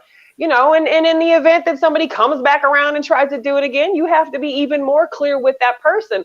And Trish, something you had said earlier about, this person being the friend is sometimes people are not your friends, and Q, and you've mentioned that before. We use the word friend way too generously in a lot of situations. And, like Tanika, even you had mentioned, like friends on base and shit like that. Some of these people are not friends, and I've had to learn that everybody that I associate with isn't a friend, and that's not a bad thing. So maybe some of these men, because again, I'm just using the quote that we're talking about, because this can go for women too. I'm not saying that women are excused from this situation at all. Just keeping it, just keeping it on point or keeping it on topic. Damn, and then I forgot what I was gonna say. Everybody's not a friend. We need to look at our relationships a little bit differently. Is this an acquaintance? But is this really actually a friend, or am I almost somewhere back here, not romanticizing per se, but having this expectation that this is my friend because I can be a friend with him? We just have to be really clear about our boundaries and our relationship dynamics. And I think that I know for me personally, as I've gotten older, I've definitely looked at things very differently. And I don't usually have men approach me that I don't want to have approach me. And it's not because there's just this endless resting bitch face. The energy that I put out is I'm not interested or I'm definitely interested. So, oh, Nikki, you've got a face that there's no hiding. It's not an insult. Thank you. This is not an insult. I don't have a poker face either. I don't either at all. As we're talking, anyone who's watching this, you can look at the faces on the videos as somebody says something, and you can look at the different faces, and you'll see. Right. the different reactions roll across their face. Right. Your face is definitely one of those ones. If you're not interested, it's not going to be subtle, right? No, well, I'm not here to mince words with nobody. I'm not here to waste your time or my time. I can be a dope ass fucking friend if that's what you want. I can bail your ass out if you need a mother figure, a sister figure, a granny figure. If you just need a woman to have your back, I can be all of those things. But if I've said no, do not fucking step in this box, because I'm probably going to look at you a little bit differently. And that's okay too, because sometimes that shit happens. That's part of the journey as well.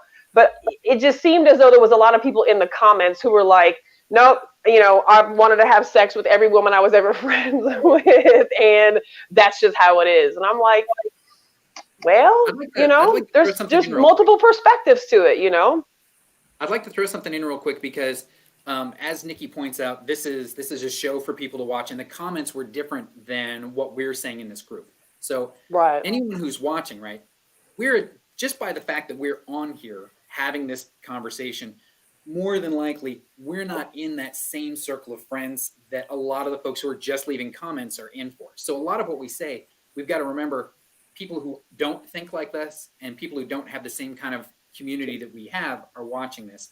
So something I would like to point out is, if you're watching this and you're like, man, I have no idea what you guys are talking about. What the fuck is consent? Every guy who just wants to get laid.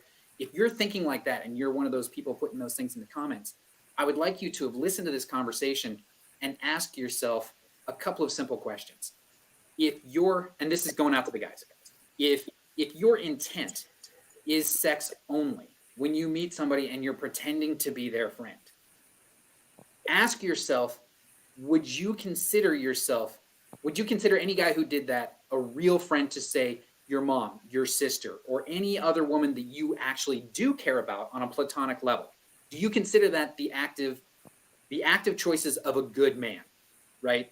Would a good man go in and lie and pretend to be a friend just in the hopes of getting laid?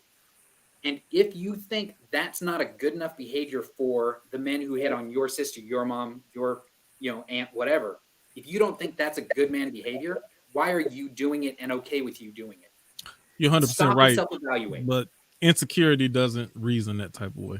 Well, but the first step to getting secure is to stop and look at, because I'm not blaming anybody for being insecure. Insecurity happens, right? I counsel people all the time.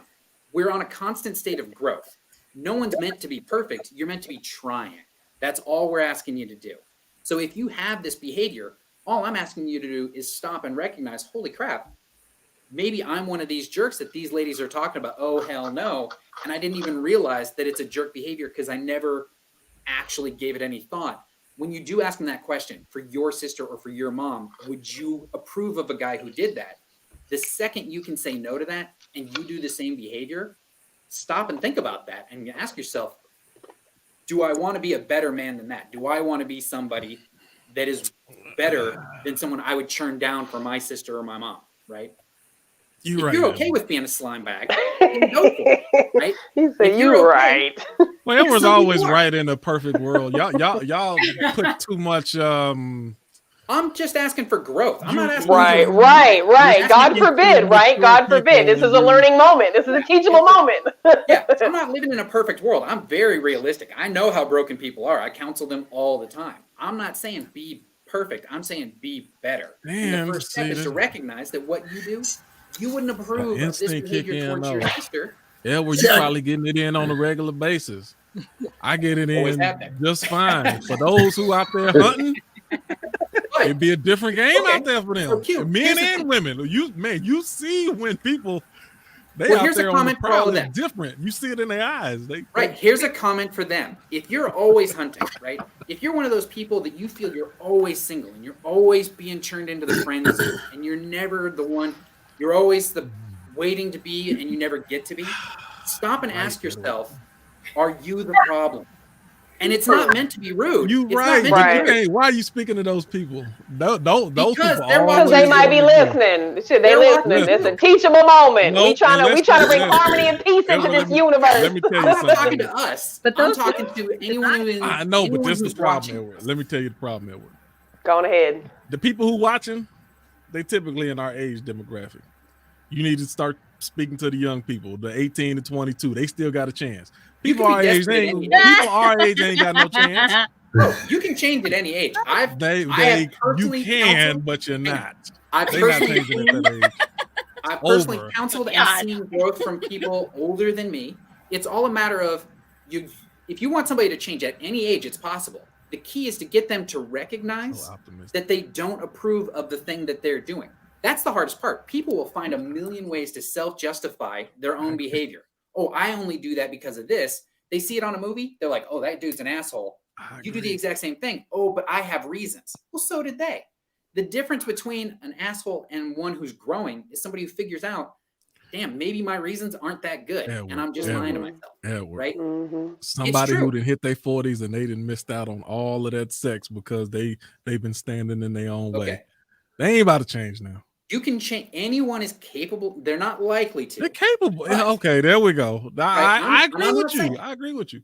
And I'm not saying it's easy. What I'm saying is if you feel that you're one of those people who can never change, the big defining difference, everyone changes when they have a moment that affects them personally and they see their own fault in what happened. That's why you always learn from, you touch the stove, you burn your finger, you learn. You never need to relearn that. You learned it once, right? People don't learn life lessons until they get burnt, right? So all these people who are feeling alone all the time, no matter what age you are, stop and really ask yourself, what do they all have in common? Only one thing.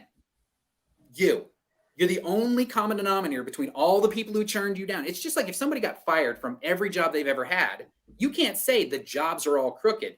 Dude, you got fired from all of them. You're at fault. Take a little personal responsibility and look at people are attracted to people with value.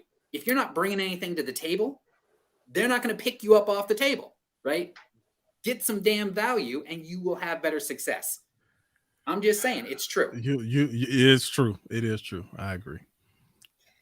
Do we want to address this question really quickly Yes, before let's we address switch? it. Because I do want to switch gears and Address talk it. about the romance a little bit. I know we had a bunch of conversation about romance, and we'll obviously go, till Romantic. 10 o'clock. We may push it a little bit. You can jump off if you need to.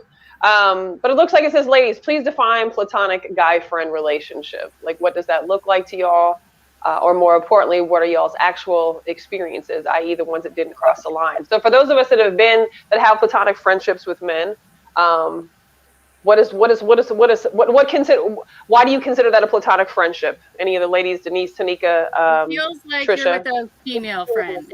If you're comfortable enough that when I'm with a male friend, it's the same as with a female friend in terms of how I act and how how we talk. And if a guy is with, talking with me like we're female friends, then that's really what it feels like. It just doesn't feel any different. All right. It is pretty That's- simple. I mean, how do you Yeah, define a because, platonic relationship with any of your friends? They're not trying to fuck me, and I don't feel like Right. they're trying to fuck me. And I mean, in terms of style of speaking and everything, because some people are like Mars and Venus kind of stuff in terms of communication. And it's like, oh, well, how can they be friends if they're communicating so differently? Well, actually, yeah, you can. And I mean, I think it's like kind of the same concept as people who have different primary languages. Like you can still be on the same plane, and as long as you're hearing it correctly, I just it's easy. The problem that comes up is if somebody brought up the concept of persistence, and it's like, well, aren't girls into persistence? And it's like, well, the actually answer is really no. And if they are into persistence, it's not a healthy behavior that is really, good to enable. Because you're just Denise, gonna. Tanika, I just what does think, platonic look like to y'all? I think platonic is where there is a safe space that has been acknowledged, that two people, a male and a female, can literally offer each other a safe space and it not be threatened by or it not be sexualized. Right. Keyword. It does, and it does exist. Right. Whether in movies they romanticize, because God knows everything's dramatic and it has to be romanticized to some degree, but in real life it does exist that two people offer each other a safe space to exist, to express their feelings, their wants, their needs, have shared experiences and go through life and it not be sexualized or romanticized. So but those are conversations that have to be had. You have to have that, and you have to be respectful of one another, and you have to acknowledge, that sometimes, whether we intend to or not, feelings will get hurt. It may not devastate the relationship, the friendship, but somebody's feelings are going to get hurt at some point, and that's really where it's those are kind of like the bends in the road. Those feelings getting hurt redirect us. They keep us on track. And that's how you know that relationship is respected by both parties. Because if you can continue that relationship, that friendship, those conversations, then you have a very safe space. And I think I know it's possible, and it does happen. I think people we run each other off track when we get desperate, and you start to see, oh, well, my friends have significant others, or my friends are starting to have kids, or, something draws you to think that this could be possible. And it doesn't have to be that way. And a lot of times it doesn't work out that way, and friends just remain friends. But again, I just say it's conversation. It's mature thinking and understanding, and being open to just being level with one another. Denise, you have any different idea or thoughts with platonic friendship, what that looks like to you? For me, like a platonic friendship from a male is like a combination between a brother and a female friend. Because there's certain stuff that you're not going to really talk to your brother about that you right. to your male friend about. And that to me is like why male friends are so perfect. Hell yeah. You really get to actually learn a lot of truth from good, solid male relationships, because they will tell you shit that they wouldn't tell a sister, just like we tell them shit that we might not tell our brother. That's a great point that you made. And I agree with you 100%. Yeah, for sure. And to some degree, it's almost necessary for each and every one of us in our lifetimes, both men and women, to experience what a genuine platonic male-female relationship is like, because you get so much out of it.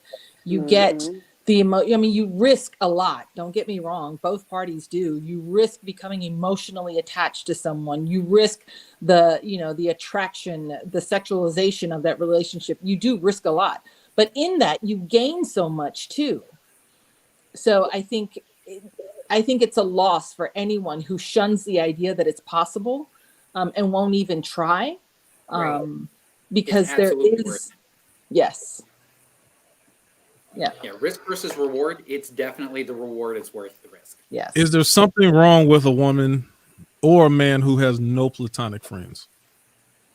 I would be wrong, curious. maybe not wrong, but I'd definitely be red flagging it a little bit. Let me ask why. The reason why I say that is because if you cannot have or maintain a platonic friend, what I think is, it can say that your perception of men in general are off. You may think they're all after one thing.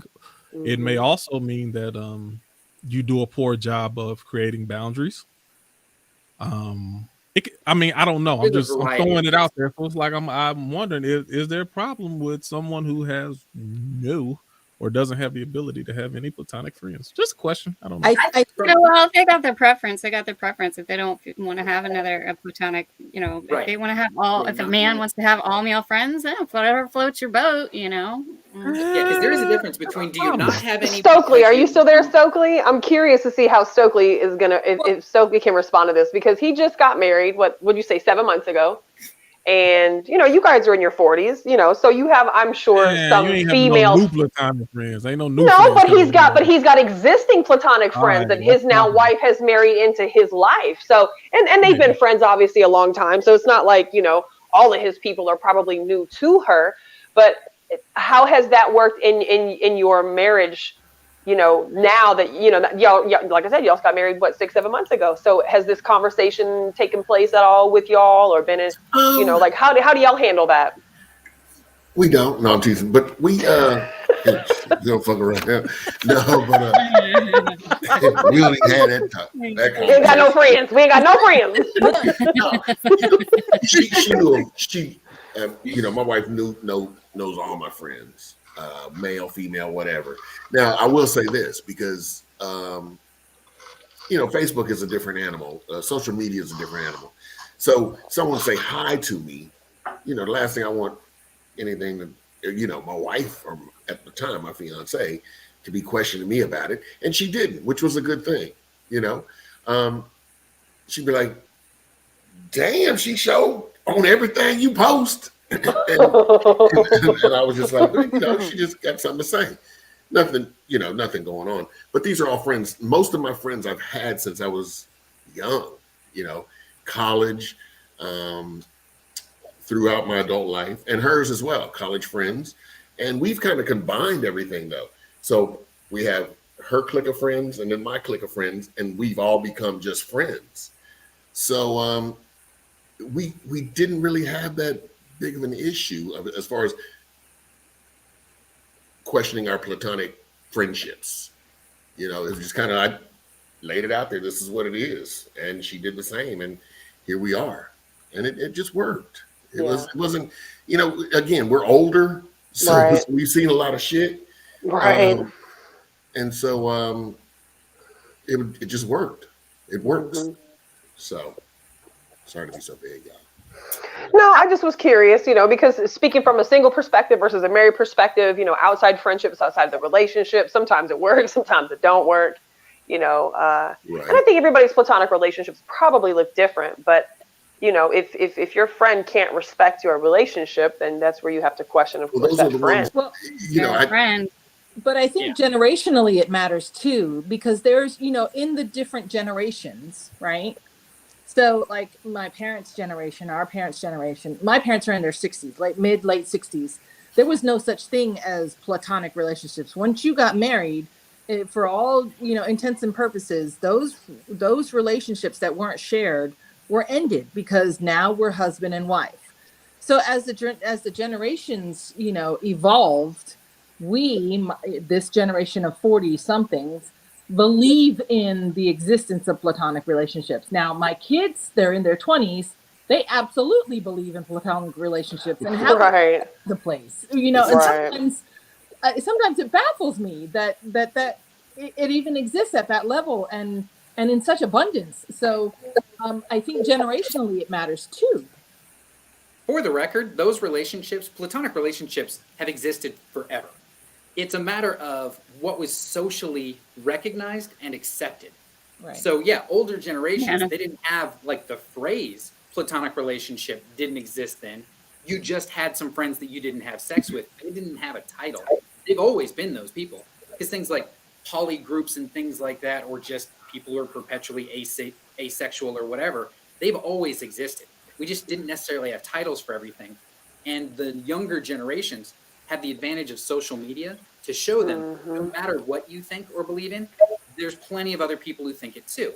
Older generations only had this circle of people they physically saw, and they thought that was it. Like, this is how the whole world is because this is my whole world. I've never seen anything else. Social media, you can grow up, young kids right now, they see what every culture on the planet is like because they've got access to cell phone videos and Instagrams and things like that all day, every day from the whole globe. So the idea of it's okay to think differently isn't something weird for younger generations because they were raised with easy access to gazillions of different concepts. Our grandparents, you just saw your neighbors. So you accept what you're familiar with and what doesn't challenge you. So if you're young and you see every kind of relationship, none of it's challenging because it's not new. You grew up with it. I will say to answer Q's question, I'm like somewhere between what Trish and Edward were saying, which is basically like there's nothing wrong with a person who doesn't have platonic relationships. There may be something slightly wrong with a person who can't. Right. There's a difference between But choosing not the to and not being relationship. able to. Mm-hmm. Yeah, if you choose not to have platonic relationships, there could be very valid reasons for that. If you're physically incapable of having platonic relationships, more than likely there's some sort of deep psychological problem there. Right, because it's you. you're having sex so much, no friendship. So would you date outweighs somebody who has no platonic friends? It depends on why they don't have them.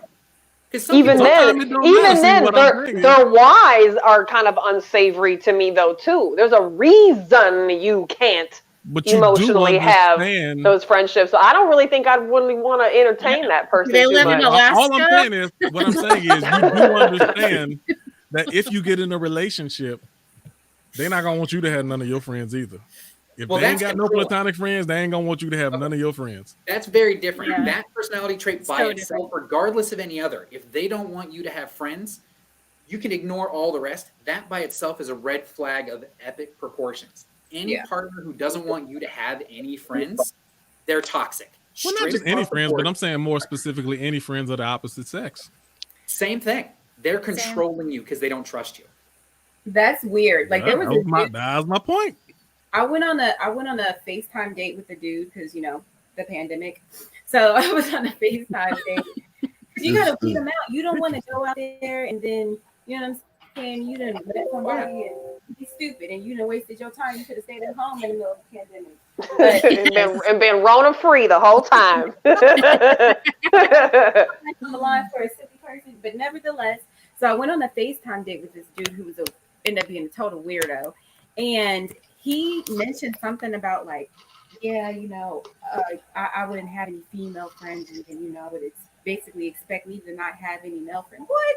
He's trying to set you up for it. He's like, you better have no male friends. Just because you can't control your thing, don't mean I can't control my thing. Don't be projecting your shit on me. Hey man, you think I'm getting rid of any of my male friends? We can't be together. That's that.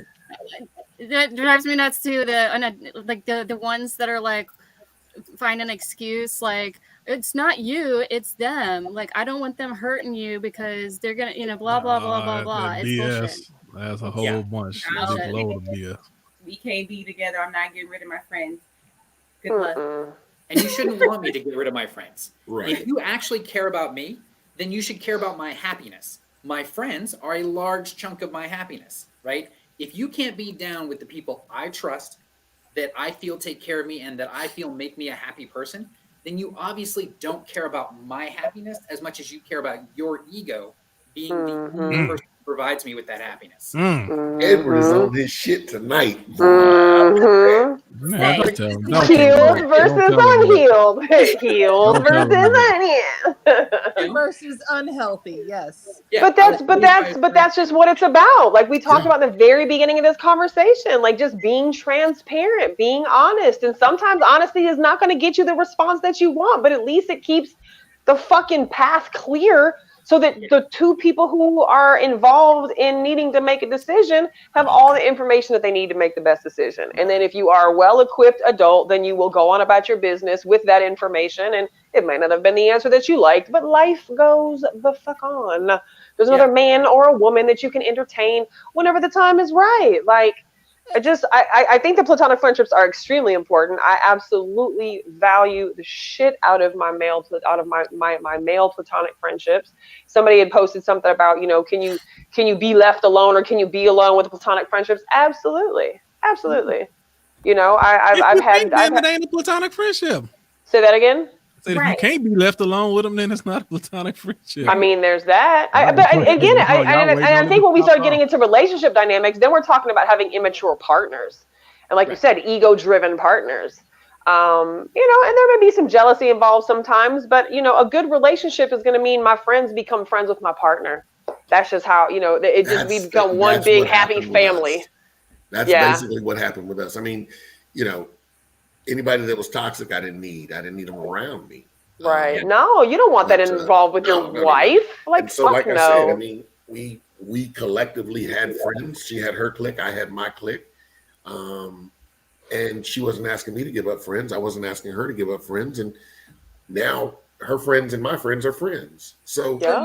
Your tribe, your community just grew. absolutely. Yeah. Absolutely. Yeah. And people For the have record. to understand the value in that. There is Yeah. genuine value in that. Instead of isolating that kind of growth and the meshing of those two communities just offers so much more than the small-minded mentality that says, I don't want you to have those friends because I'm here now.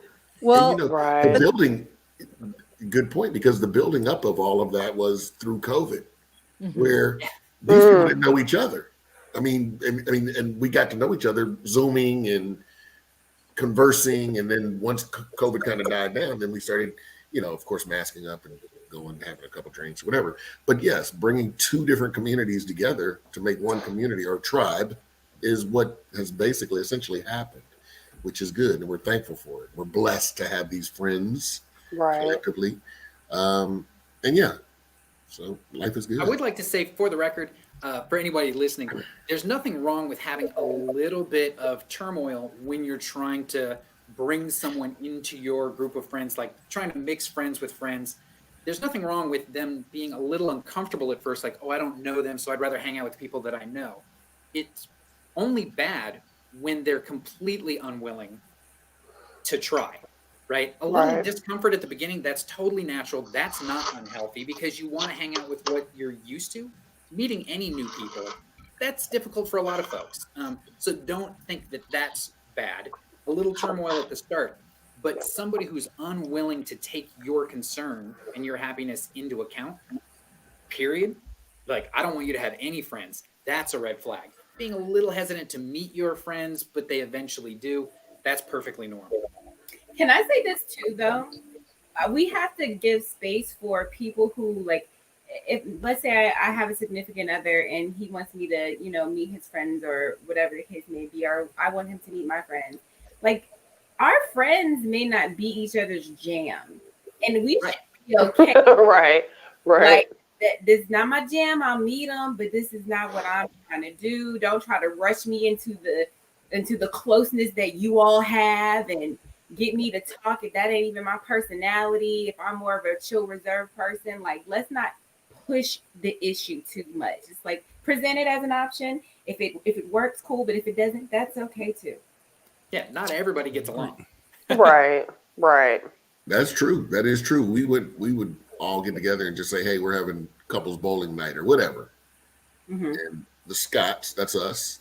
We go out there and wear their asses out. And next thing you know, we were all cool. So yeah.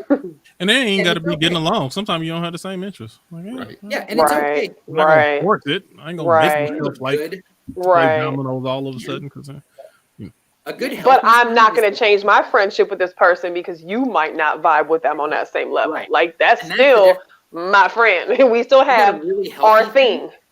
Yeah, a good sign of somebody who's healthy is they meet one of those friends, they don't like them, but they're totally cool with you still hanging out, even though they don't get along with them because they know you do. They don't have to understand it. They're just cool with it. That's super healthy because you don't have to expect your friends to get along as long as they don't try and stop you from still hanging out with them. Then you're okay.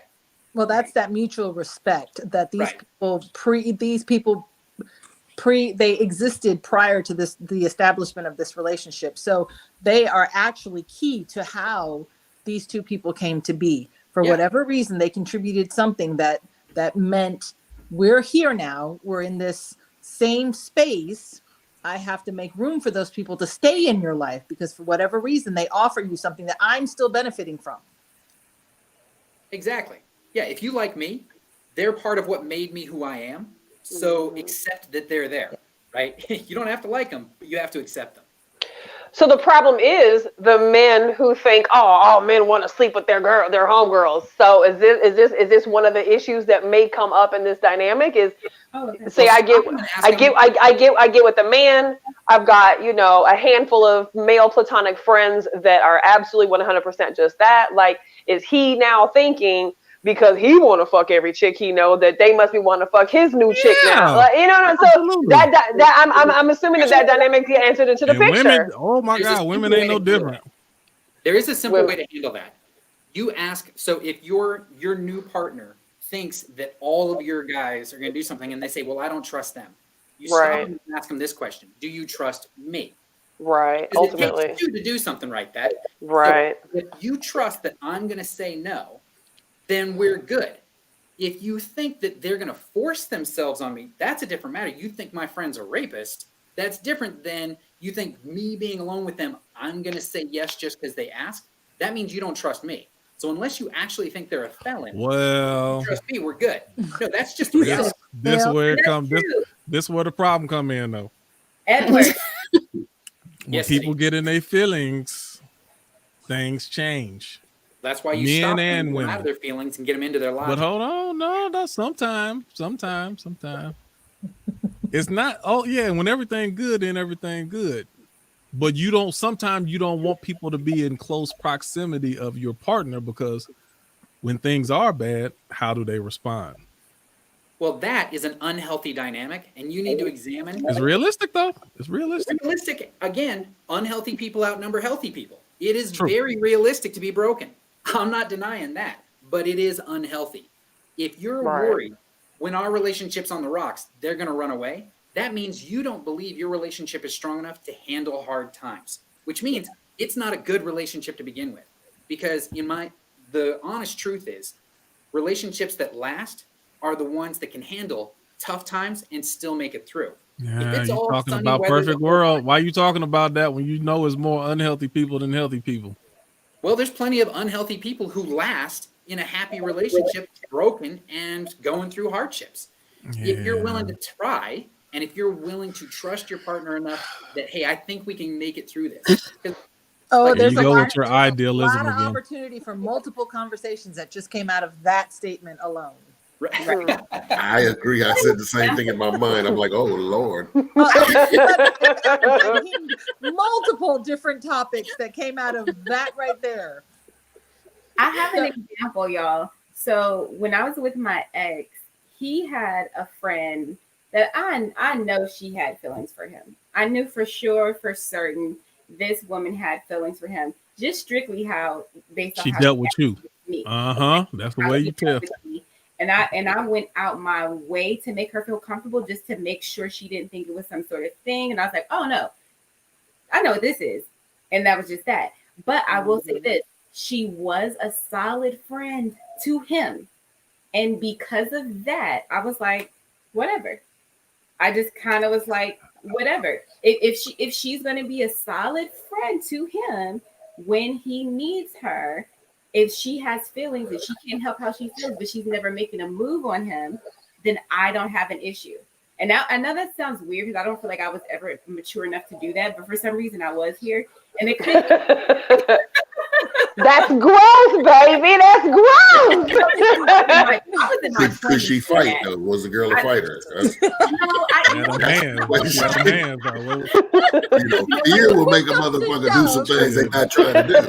Denise wasn't scared of him. I can tell Denise wasn't scared of it. That's why she No, left. I'm tell you, Why she Earrings left on him. top of my hair in a ponytail. Let me tell you what it was. I'm gonna keep it a buck. If I thought that she was attractive, See? There you Uh-huh. go. You should have I knew it was something. started off with that. That's what you should I have know, started see? with. before. But I think that's what it was. So I'm just gonna be real, you know.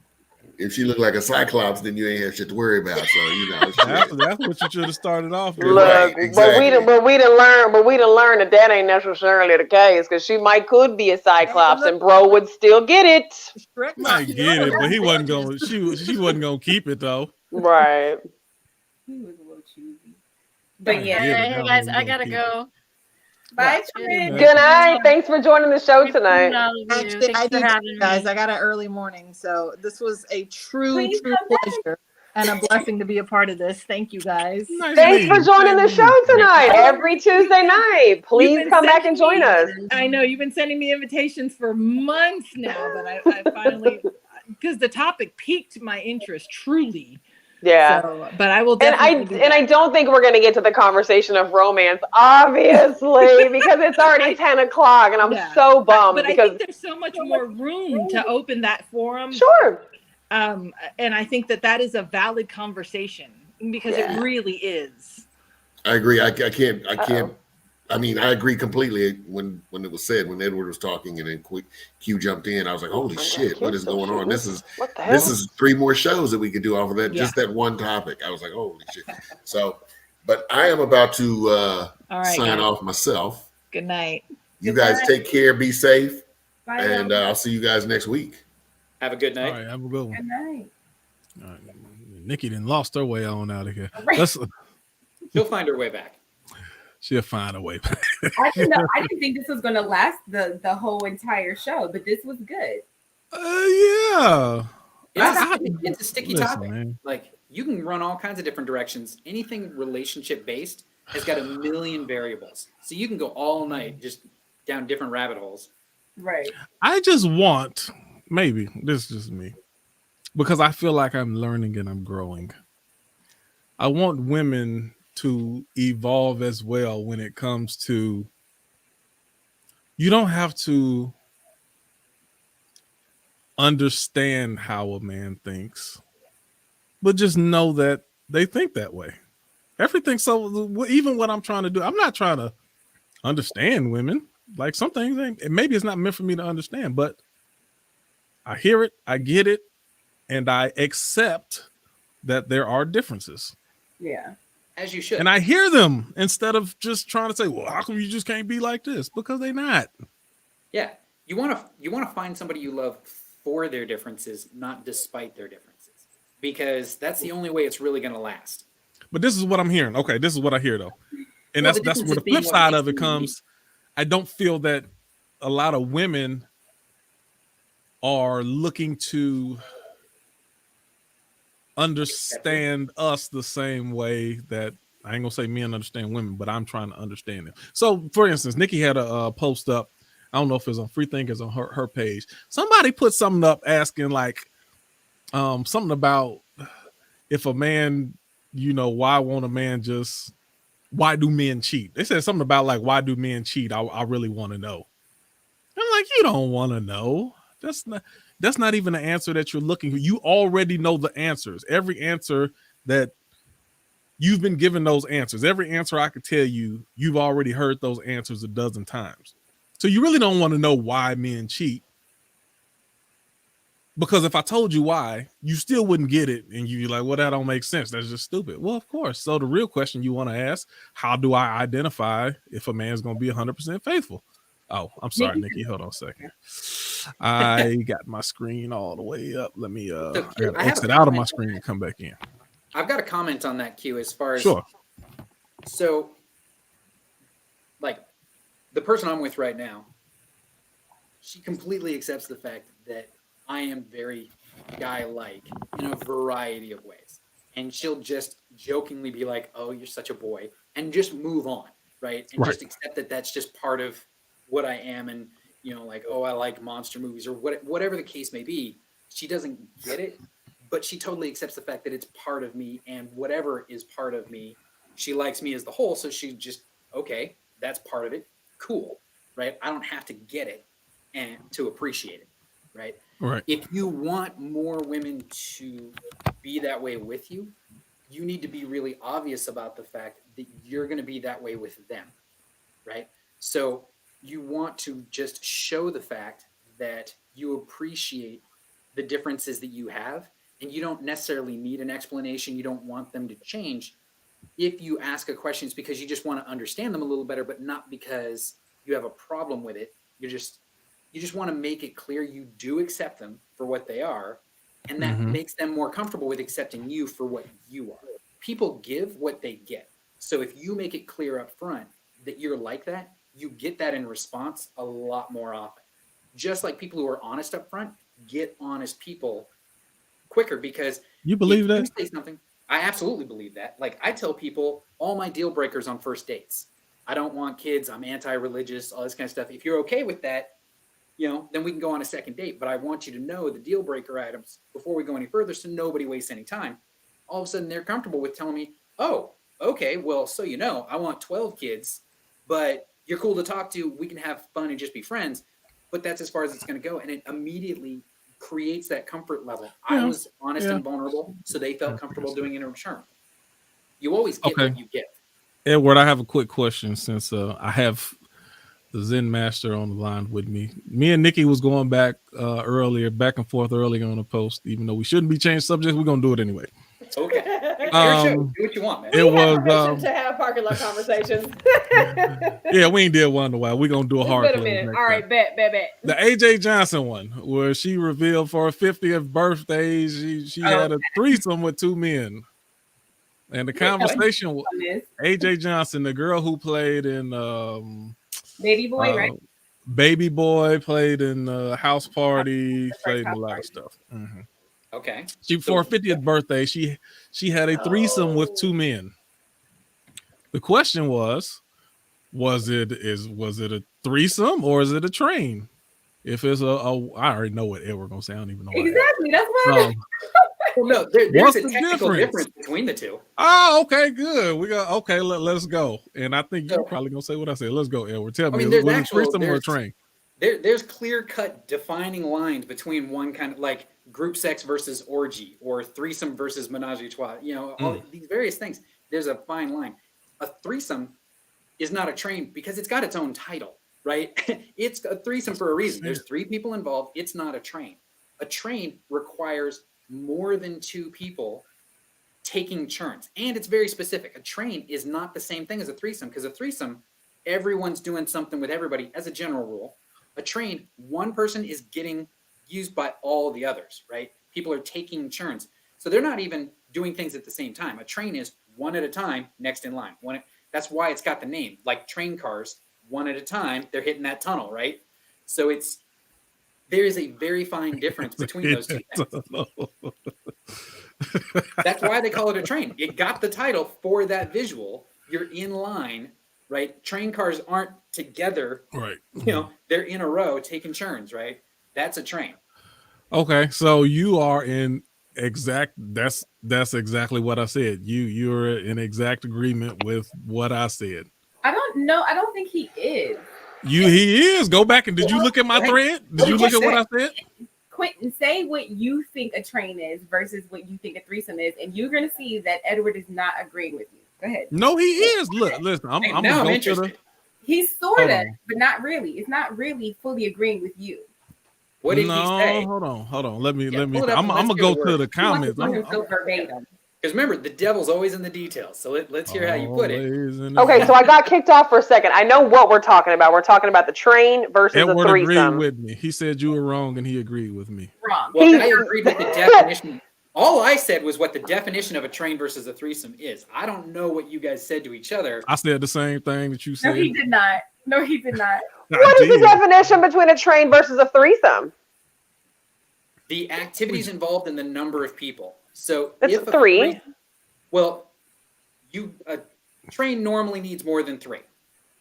Not necessarily. You got a front and back, in the middle. Okay, so technically, if you have 3 people, if you want to call a threesome a train, then they have to take turns, and only one person is being had sex with, and the other 2 are taking turns doing it. If you do it sounds like a threesome. That's not how any threesome I've ever had works because a threesome is. I told you, Nikki. A threesome is 3 people engaging in sexual activity. Threesome, 3 people. No, I told you. Yes. Nikki, there is a difference. You can't argue Edward down on this now. Come on. I can do whatever I want to, actually. Hold on now. And I will. And I will. Now. Come on now. Nikki, Edward's our sexpert. I don't give a damn. What I'm going to tell you, Nikki, let me rephrase it for you. Technically, yes, that is a threesome. However, a train, by definition, isn't. Well, let me rephrase it a different way because I'm trying to figure out what will make sense to you. Most threesomes, everyone can have sex with everyone if they want to. A train, that never happens. A train is one person taking turns. Right. The other person is just, they're waiting their turn. So a threesome could work like a train, but a train will never work like a fully active threesome. So yes, one can be like this, but the other one will never be like this. Does that make more sense? Yes, I feel as though the word train is used to devalue, to demoralize, and but the act itself is not. If he and she, or she and she and he and she and whoever the fuck else is involved in this threesome, it shouldn't be a shameful act if we've all agreed to participate in this. So for me, it becomes the issue of the words chosen in situations like that to devalue that woman, because we're not devaluing men. Men don't get shit on for having trains and threesomes. Women get shit on for having trains and threesomes. And so, my intent with the conversation that we had was to look at the language issue. Okay, so you're talking about threesome versus train. Okay, I'll absolutely agree. So Nikki, you're completely right in the fact that society, definitely, women are always on the crap end of the stick when it comes to sex. Any conversation, women get the bad end of it, and we assume the worst of women, where guys can do the exact same thing, and it's actually a prize on it's celebrated, resume, where it's a black mark on a woman's resume. So yes, you're absolutely correct. I was just talking because I don't use the word train or threesome as derogatory in either way. They're just technical definitions of what happened. Just like, I don't look at any of them as derogatory, because any sexual act that's consensual, I don't care how freaky it is. I don't care what you do. If you that's what you chose to do. Yeah, if you break out jumper cables and super glue, I don't care. It's all good as long as everybody consented, right? Right. The only time. Okay, so why get offended by the terminology then? Because we live in a society where we're constantly fucking being degraded and devalued so that men can get what they want from us. But you can't change the definition and lump it into a different definition. I didn't change the definition because I didn't look up the actual definition. But threesome is 3 or more. A train is 3 or more. So I mean, when we get into schematics, a threesome is 3 individuals. 3 or more. Right. No. A threesome like 4, threesome like 5, threesome. Threesome. Yeah, but yes, threesome is generally 3 people, of course, and a train. I mean, so when does it go from train to orgy? When does that change? So the difference is the activities involved with the group. It's not the number of people, it's what you do. An orgy, lots of people are interacting with each other. A train, one person is having sex, as in there's only one person you're having sex with. Everyone in line on a train, they're all having sex with the same person. None of the people in the line are having sex or interacting with each other. They're all waiting to have sex with the one at the front. So the engine of the train, everyone's having sex with that one. An orgy, most people are interacting with most people. So there's the giant difference between the two. So an orgy could have a train happen in it, but a train will never have an orgy happen in it, because a train is defined by the fact that one person is being fucked by a line of people. I'm not saying it's bad. Right. That's what you choose to do. I've been there. I've done that. It's fun. But the thing is there is a difference. It's the activity involved, not the number of people. Mm-hmm. That's all. Yeah. And they're all fun if you're all consenting and you're all enjoying it. Have a great time. Get funky, grease, do whatever you want. I'm just saying. Did you pull up? Were you pulling up some comments to that, Q? Mm-mm. Oh, I thought you were pulling something up from that. No. That was it. That was an interesting conversation, though. I don't know. I guess I'm funny about words chosen, and it didn't seem as though the comments that were being posted was like absolute. Oh, let me go deeper on this. Instead of looking to relabel something, this motherfucker, this goddamn phone. Oh yeah. Well, maybe it's time. And my question is, instead of us looking, and I don't know the answer to this, instead of us looking to relabel something that's looked as derogatory, are there times that we should look to redefine it, as in give it more power? If it was power taken away from it, is there a time we can say, look, this was looked at as a negative term, we can keep the same labeling and make it something positive? Absolutely. And it depends on which words you're talking about and how bad, because when you talk about that subject, there's the most common difference between the two. And I've heard this conversation a bunch of times for people who are trying intentionally not to understand, right? So I'm only addressing it because some idiot's going to think, well, that's the same thing as white people can't use the N-word, right? There are certain words that the negativity that came with it wasn't a perspective issue. No, it was legitimately bad, right? And some people, right. So some people have the right to try and take it back within their group and try and change the definition of it. But for the people who were part of what made it bad in the first place, you'll never get permission to be in that, right? So there's a big difference. Correct. So things like anything sex related, the badness that goes with that is purely opinion. There's no actual bad history with sex. Like a sex act on its own doesn't have a traumatic history. Misused, right? Somebody forcing their way on, but like the act of a threesome, as long as it's consensual, that's not traumatic, right? Right. So it's so even think about something like polygamy. Well, hold on. That was considered something bad at one point in time, but with enough education, then there's more people coming around to it where they don't look at it as a dirty word. I was going to say slut is a good example. I have to interject on the what's considered bad. Because as men, again, the train never affected you in any way, shape, form, fashion, and how you're viewed. Because if you go do a train, you're the man. If I go say, yeah, I'm about to go get a train ran on me tonight, it's gonna be that's a different story. That's a different type of. But that's not exclusive to a train, though. That goes to. It's not. Well, that's about sex in general for women. But that's what we're talking about right now. Is a train. Yeah, so we don't need I know, to. but it's not exclusive. Like you can't pinpoint that. It's like anything sexual that a man does and a woman does. There's double standards. So we have to fight against the double standard versus the actual terminology of it. Is that right? Yeah, a ton of people are going to look down on a woman for saying she's going to go get laid tonight, regardless. Right, that's what I'm saying. Regardless of what sex act you picked, if you actually specifically name one, because we don't need to redefine the sex act names. We need to redefine the fact that women have absolutely the same amount of right to enjoy sex that men do, and sexual conquest isn't a male thing. It's anyone who enjoys sex. If you're good at it and you get more of it, celebrate it, right? As long as it's consensual. So it's not redefining any of the names involved with it. It's remembering that the double standard of sex is good for men no matter how dirty it is, and sex is bad for women no matter how conservative it may be. It doesn't matter which sexual act you picked. As a woman, someone's going to look down on you for having sex at all. They'll look down on you for being a virgin. They'll look down on you for having sex. No matter what you do, you're wrong just because society doesn't like women, right? It's fucked up. So we need to the argument to change is the sexual double standard, not the sex acts, because they're just a symptom of the bigger problem. The disliking of women having a sexual attitude is the cancer. The sex acts are just the symptoms. Let me read this. Whole lot of capping going on.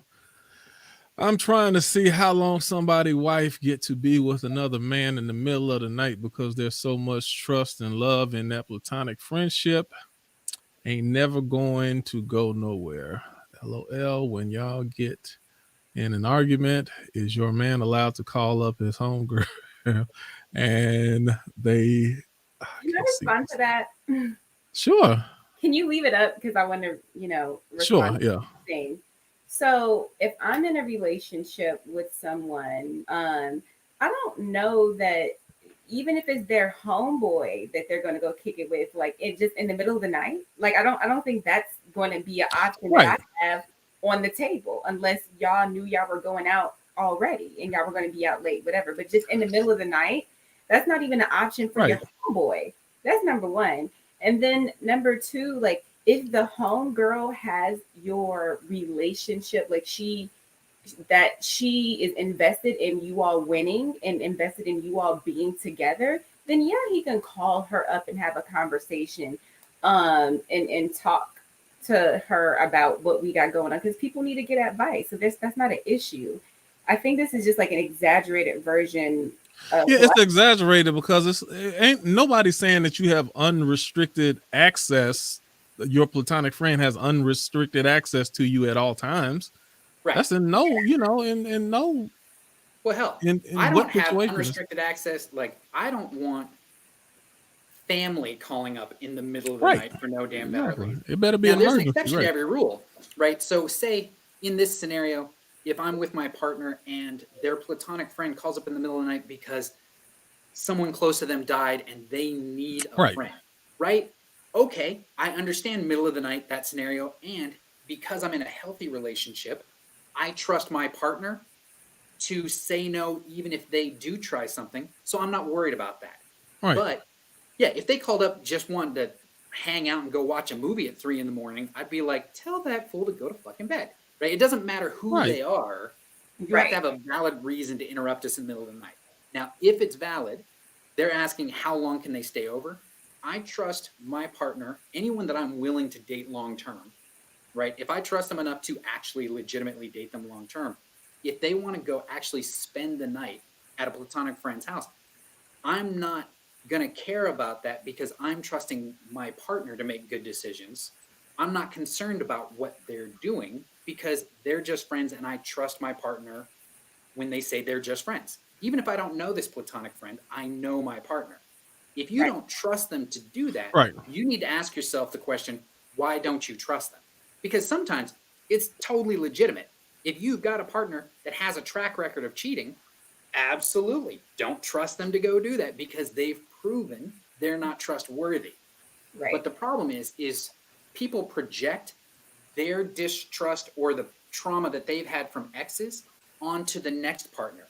If the partner you're with now has not done anything to prove that you can't trust them, then you need to trust them so that, because you have to give trust to begin with.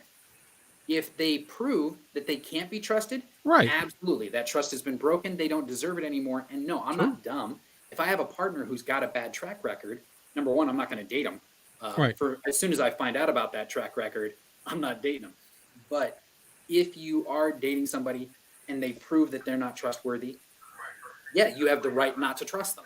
That's different than not trusting somebody for no reason. If your ex cheated on you all the time and your current one hasn't, and they want to go hang out with their platonic friend, trust them, let them hang out and see what happens. If they cheat, then you've got a valid reason to not trust them anymore, and you've got real evidence. But distrusting just as a general rule, oh, no platonic friend can be spent time with, that's your attitude, not the reality of the situation you're in, because it is always case by case. Yep. Yeah. I can only agree with Edward so many times on a show. In one whole night. What's the problem? You can tell me I'm wrong right now. I'll be like, hey, No, you're not wrong. Crush You're is not the wrong. best soda. You can tell me I'm wrong. Just so you feel better.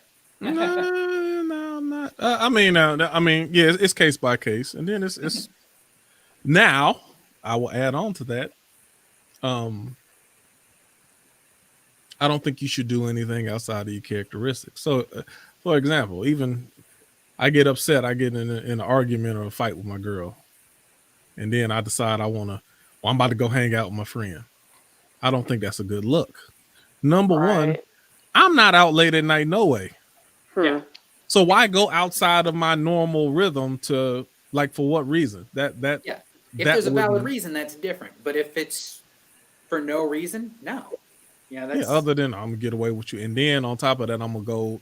If and not only that, it also you put distance between you and other friends when, especially if if the times that you leave to go hang out with your friend is after every time that we have an argument or we have a fight or disagreement. Oh, I gotta go hang out. I'm fucking done. That's all right, Nikki. We're gonna close up in a second. We almost done. Nikki. Yeah, that's just an unhealthy coping mechanism. If you have to leave every time you have a fight, that doesn't have anything to do with your relationship. That has to do with the fact that you don't know how to handle conflict. If I have an argument, I need to run away and go bitch about you to my friends. Right. That's not a healthy way to deal with an argument. You stay, you communicate, you work it out, and you get things fixed. Right? And it's not healthy to the overall relationship, especially if you want your partner to, your partner and your platonic friend to have a mutual respect and a good, create a good circle. complaining to them every time that you haven't, that's you all. Right. It's like you're Disrespectful. pitting them against, you're pitting your friend against your girlfriend, because You are. all you do is dish out the negative every time you have I just don't think that's maturity. I Yeah. personally don't recommend you tell, like, everyone has to have a friend that you go and talk to about your relationship because you need an outside perspective. But trash Don't talking vomit your all partner- over the place. Exactly. Right. Some 'Cause people just trash go tell talking, you get back everybody. They together? tell every person they run into. Yeah, Hey, exactly. what you Like, been up people to? I just ain't put on talked to you in a Facebook- while. Yeah, me and my girl, she over here. I'm like, really? Yeah, I'm if you go probably out not and the put your person you news should on be telling. Facebook or Instagram, like, you throw it out on the public, oh, they're trash and I broke up with them and all this kind of stuff. If you do get back together, you Right. publicly shamed them to everyone. They have a right to be mad at you, and your friends have a right to not see why you got back together. So you're like, why don't you support me getting back together with her? Well, you told us all your laundry, right? Why would we think you should get back together? Because Right. they only see the stuff that you post. I personally think private matters should stay private. Pick somebody that you trust and talk to. Only the one person or so that you feel will give you legitimate, honest advice, and they won't just take your side automatically. They'll tell you when you're being dumb, right? Right. No, dude, this is your fault. Go in there, apologize. You're a jackass. That was stupid. But only tell that one person. Don't make it super public, because you're disrespecting your partner by doing that. A healthy relationship, communication and conflict resolution are the most important parts, because if you can't work through a problem, you're not going to last. Facts. And once you tell somebody that your partner is trash to the rest of the world, and you still find a way to get back with them, now it's like, oh, you just in this is a cycle that you're comfortable with. I'm staying out of this. Like, don't even tell me anything anymore. That's the way you like it.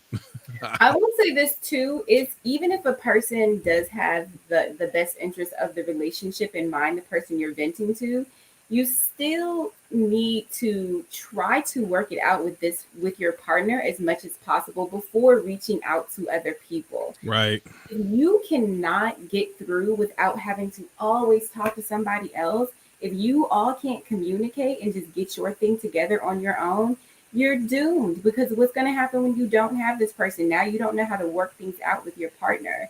So it's just not even a good idea to always be doing that. It should be kind of like last resort. And when you bleed all over the place, then clean up the blood.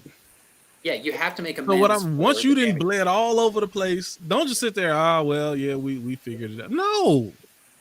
If you told all of that, we talked it out, and also I didn't tell you that I was also doing this and I did this and I shouldn't have did that. And we kind of had a conversation, and he explained it really, this part was his fault, but I kind of went too far. You need to give an explanation on that as well. When you just, you give a 2-hour explanation about how terrible they are, and then to resolve I let's be honest. Most people who trash talk their partner don't throw in their part of the problem. They never throw that in there. They always tell the story to make it look like, oh, I was done wrong.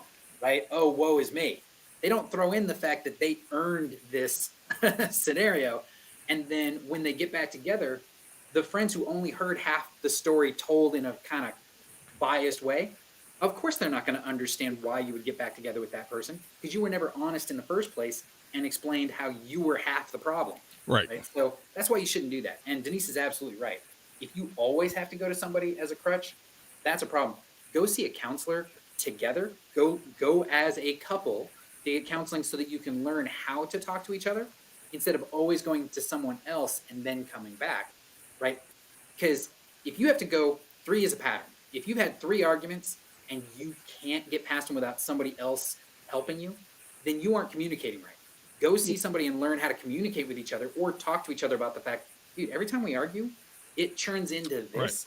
And have the conversation when you're not mad at each other, and just bring it up like, why is it every time we fight, we clash ugly and we go our separate ways?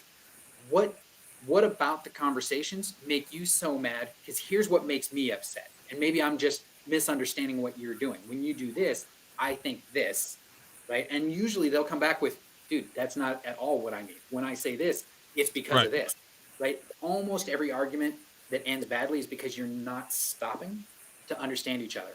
And one huge piece of advice I would give anybody, anytime you start to feel like you're about to get into a fight, remember, the goal is your goal to be right or to be happy again. There you go. If your goal is to be right, go ahead, go for the jugular, ruin everything so that you can be right. Congratulations. Merry Christmas to you. But Well, if the hold goal on, is hold to on, make hold the on. relationship happy, What's a different word for happy? do you want the relationship to continue in Right. a healthy fashion? Right? Do you want to still be with this person? Be right, or do you want to be healthy? Do you want to Right. be? Because Because sometimes one people will bite their tongue in order to keep peace. well, you shouldn't bite your tongue either. You should communicate. Right. Yeah, Because that if you ain't have really something to say it, but find a way to say it that's respectful and Right. tries to get them to understand your point of view, as opposed to just pummeling them with the fact that you are right and they are wrong. right. Because almost everything in life is about perspective. You think you're right because you're looking at it from your world view, but they could be just as right as you are because the lens they're looking at it is the life they've lived. You Right. got to learn to understand how they're looking at it and how you're looking at it and see what parts meet each other in the middle. If that makes any sense. Yeah. All right, we at 2:30. We go long every once in a while, and then we make sure we're gonna be at a tight 90-minute close off next week. Sure. No, I stay on that pretty Good hefty. luck doing that with the romance topic. Oh yeah, no. Right we after gonna Valentine's Day. close, get in, get out. Got to I get think it. I've only ever been on one of these that actually ended on time. Well, that's your fault then. That means it's you. I'm not saying it's not. I'm just Common denominator earlier. That's now he's the common denominator. Every all right. time That's exactly right. we go long because Edward on here. If I show up, it's probably going to go long. I'm not denying Yeah, that. that's probably what it is. What you got going on, Edward? I'll tell you next week because what's going on I can't give away. Okay. Denise That's knows what's what up. I'm talking about. He put a teaser out there. I know he got books and he writing and he doing different stuff. We're gonna find out what it is next week. Denise, when is this when this song dropping? By next, Few days. look, it's coming out on the 11th, 2/11. Remember that, 2/11. You know, I'm always dropping something on the 11th. And so by the time we meet again, you will have heard the full song. And I let me heard the tell clip, man. The clip is dope. if The you clip like is the dope. clip, you are really gonna like this song because everybody who's heard the song in full really loves the end. So it's like it's enjoyable. It's very fun and it's very sexy. The last one was like very sensual, but this one's just like super sexy. So I mean, I'm asking you all to do user testing. I felt like Edward, I felt like it won't weird you out if I tell you to put it on a playlist because you're just like open and free. But I was like, ask all my other friends are like, no, that's weird. Yeah, I don't know, Denise. I'm not sure. I'm not cute. I'll put it on my cell phone ringtone. I don't give a damn. Edward, put me on your Valentine's playlist and let me know how she responds. I don't know. I got to think about that. But that's what's up. I can't wait to hear it though. That's cool. Thank you. So that's what we got going on. But yeah, so thank everybody for rocking with us for this time. I thank everybody who participated, who was on, who also commented in the threads. Also, keep in mind we do this once a week live, but the conversation don't ever stop. So go to the Free Thinkers page. There's always some conversations and debates and topics and ideas and things that's being thrown out there that we have lots of conversations about, and many of those conversations come back on the live. So be a part of that. Make sure anybody who heard this, if you're hearing it now, subscribe to the YouTube page. We want to keep building that. When the Book of Faces shut us down, which you know is going to happen eventually. I mean, think about it. I'm surprised we ain't got in more trouble, especially with Nikki. We got to make sure that we're ready to pivot. So we want to make sure we get our subscribers up now so that we're ready to move when it is. But outside of that, thank you. Thank you especially, Denise, because I know you're an hour ahead of us. So thank you for rocking with us. Hanging in there. And yeah, until next week, we out. Y'all have a good one. Bye. Love y'all.